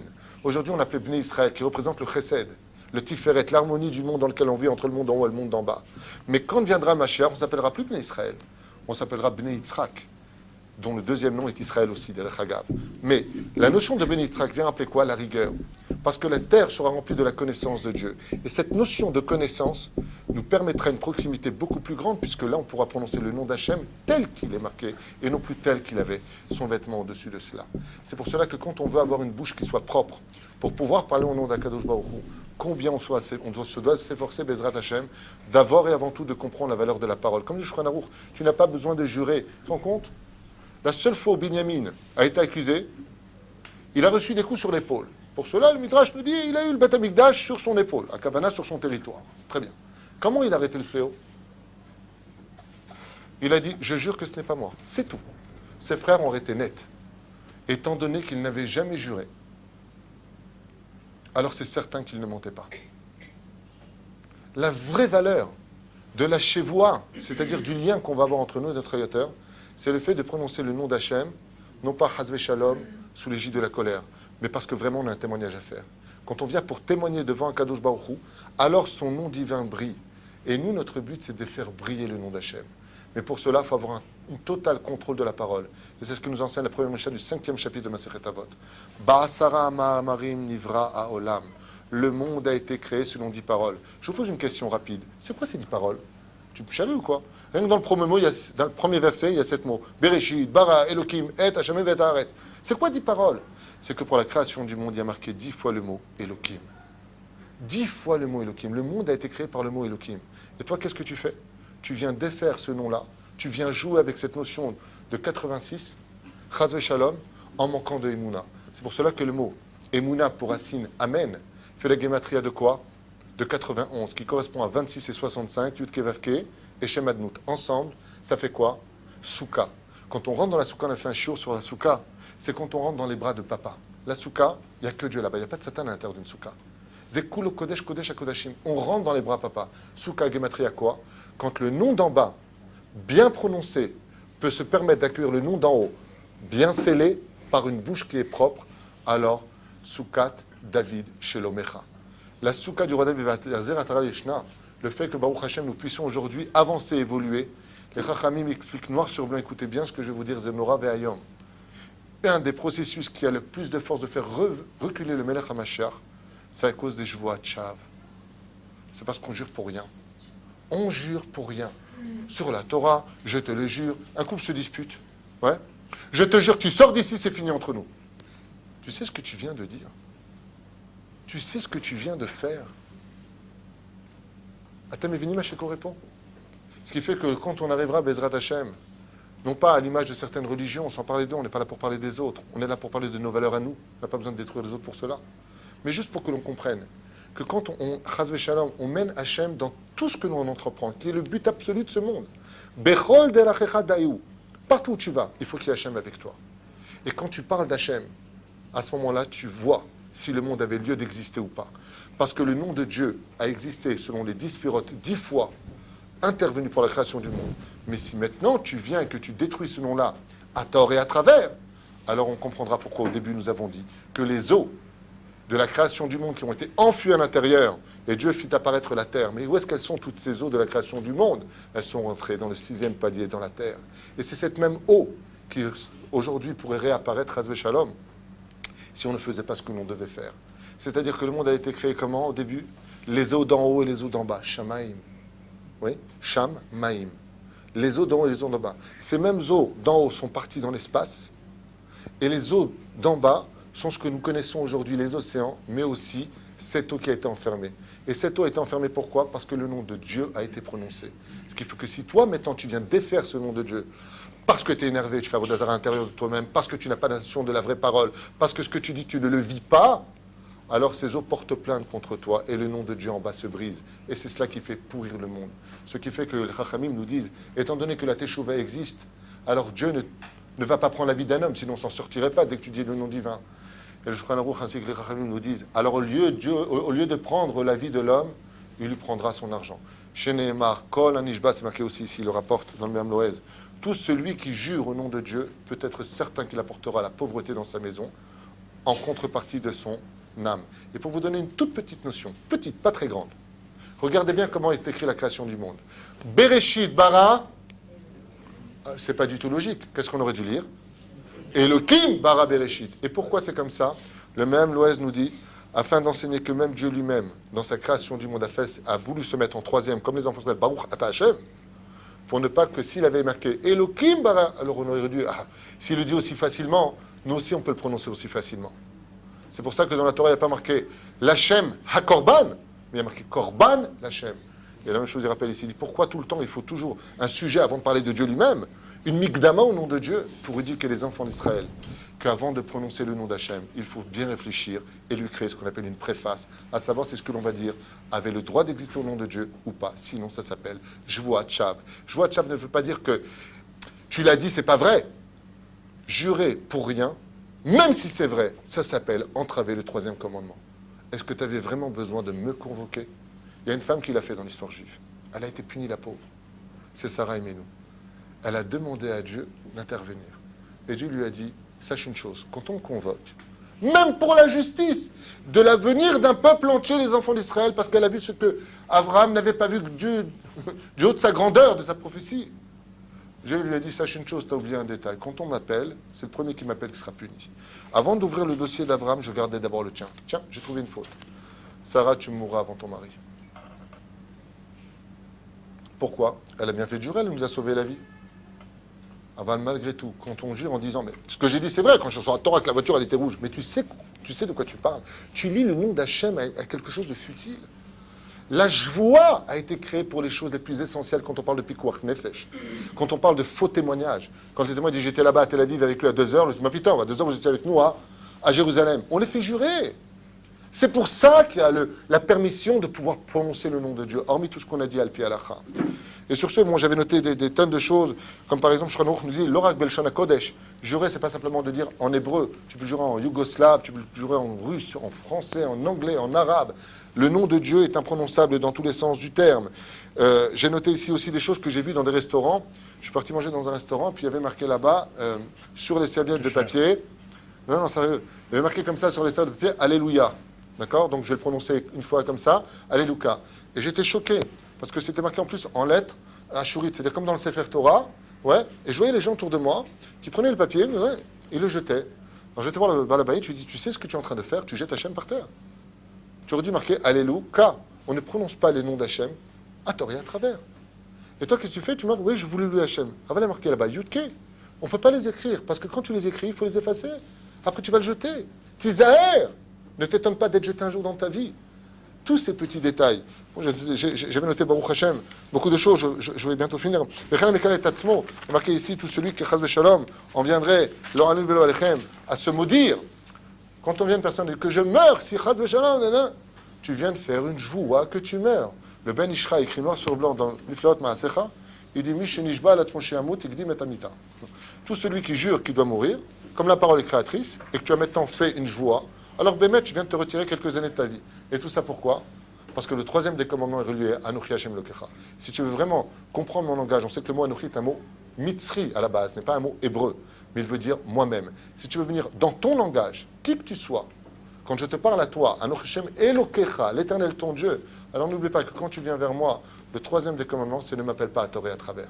Tout comme moi, je te respecte, tu as besoin d'air pour respirer, je te le donne. Tu veux la santé, tu pries, Hachem Sefatai, je viens vers toi, dans ton langage, dans ton niveau, Alakha Kibet Hillel. Il n'y a pas de problème. Je suis prêt à entrer dans ton univers.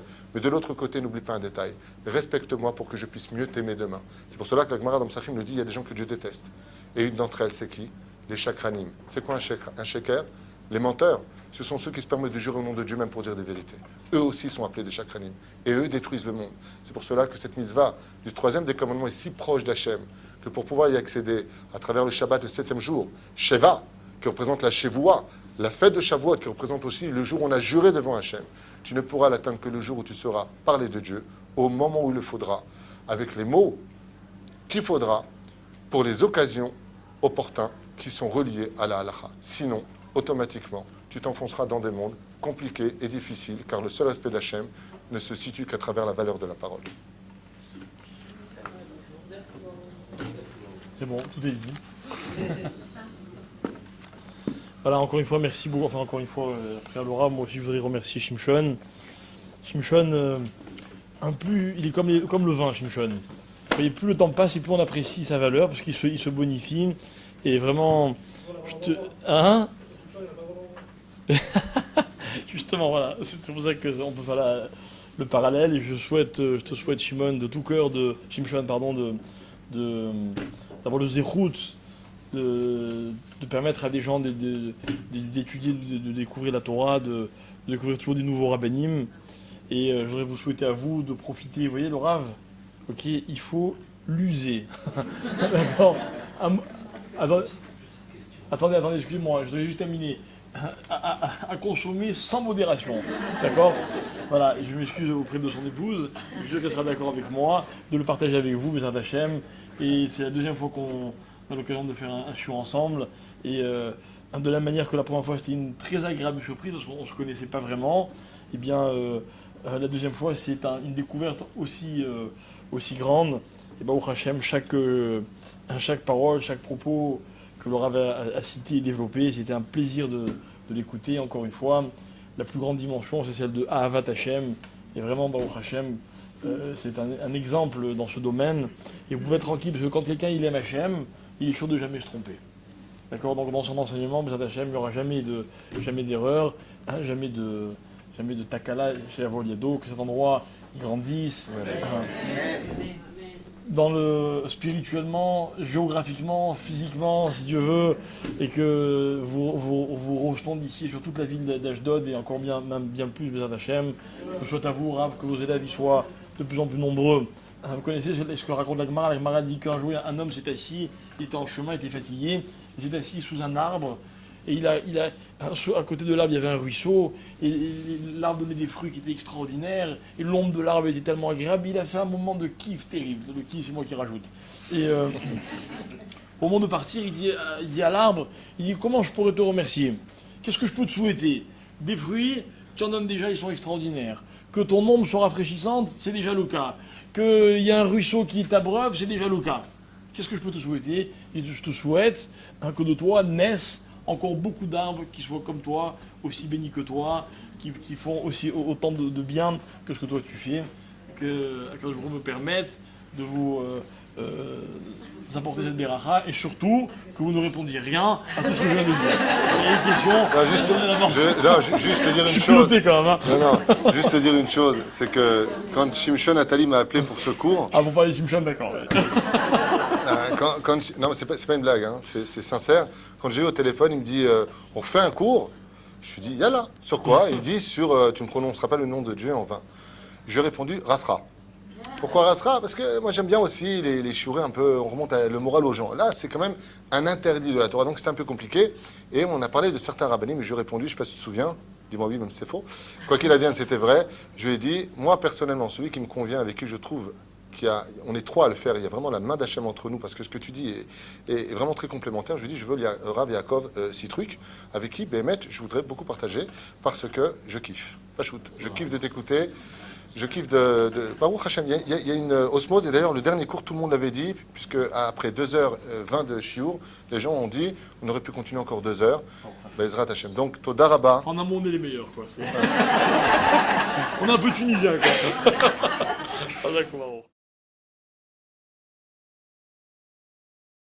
Alors, comme l'a dit Laura tout à l'heure, si on a entamé un verset ou une bracha, il y a plusieurs possibilités. Si c'est un pasouk, on doit le terminer quoi qu'il arrive. D'accord? Si je commence un pasouk, je dis par exemple, je veux donner un exemple concret, Shema Israël, Adonai, Elohenu Adonai Echad. Donc quand je dis tout le passou, comme expliqué tout à l'heure longuement le Rav, je n'ai pas prononcé le nom d'Hachem en vain. Si c'est une bracha, ok, il y a d'autres techniques.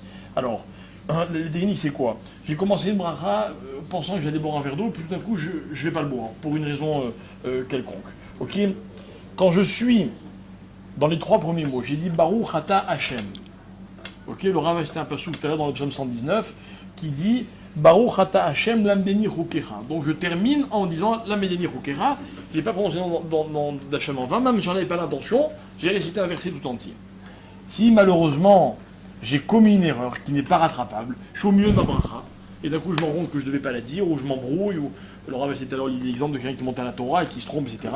Alors là, on doit dire la phrase de Baruch Shem Kevod Malchuto Leolam Vaed. Alors cette phrase-là, on dit que ce sont les Malachim qui nous l'ont enseigné. Et on dit dans cette phrase, Baruch Shem, béni soit le nom, Kevod Malchuto, donc du Kavod de sa royauté, Leolam Vaed pour l'éternité. Cette phrase, elle est un petit peu, si vous voulez, comme on disait tout à l'heure, l'expression de l'impossible. Vous voyez, dans cette phrase, on en dit le maximum, et en fait, on remet à Kadosh Baruch Hu son Kavod un petit peu à sa place. Donc c'est un petit peu une façon de relever, de corriger l'erreur qu'on a commise en disant le nom d'Hachem en vain. Quand dans la vie on commet une erreur est une erreur. Pas non plus paniquer, dramatiser et culpabiliser. Oui. Je voudrais juste quand même répondre. Tu as posé une deuxième question et je l'avais noté ici à propos du nom divin. Toutes bénédictions que nous prononçons sont des rabbanan. D'accord? Il y en a qui disent que Asher Bahar Banu c'est un frère de Raïta. Aval Kikaron, tu parlais tout à l'heure des toilettes, et ainsi de suite. À partir du moment où on a un conflit sur une bénédiction dans les poskim, on a une généralité qui nous dit ça fait que brachot lehakel. Donc dès qu'on a un doute, si on a été aux toilettes ou pas, non, ça on n'a pas de doute. Bon, c'est mignon. Eh bien, d'abord, je voudrais dire deux choses, Solange. La première chose, c'est que si on ne s'en rappelle pas, c'est que des cieux sont en train de te dire, tu fais pas assez de kavanot quand tu dis ta bracha. C'est le premier itout quand c'est le Hari Akadosh. Et la deuxième chose, c'est que dans ce cas-là, Shev Adif Ve'alta Ase. Car si tu ne dis pas, tu as entravé une misva des Rabbanan. Mais si tu le dis que tu l'avais déjà fait, tu as fait un sourd de Raïta. Donc à partir de ce moment-là, il est préférable de s'asseoir et de ne rien dire.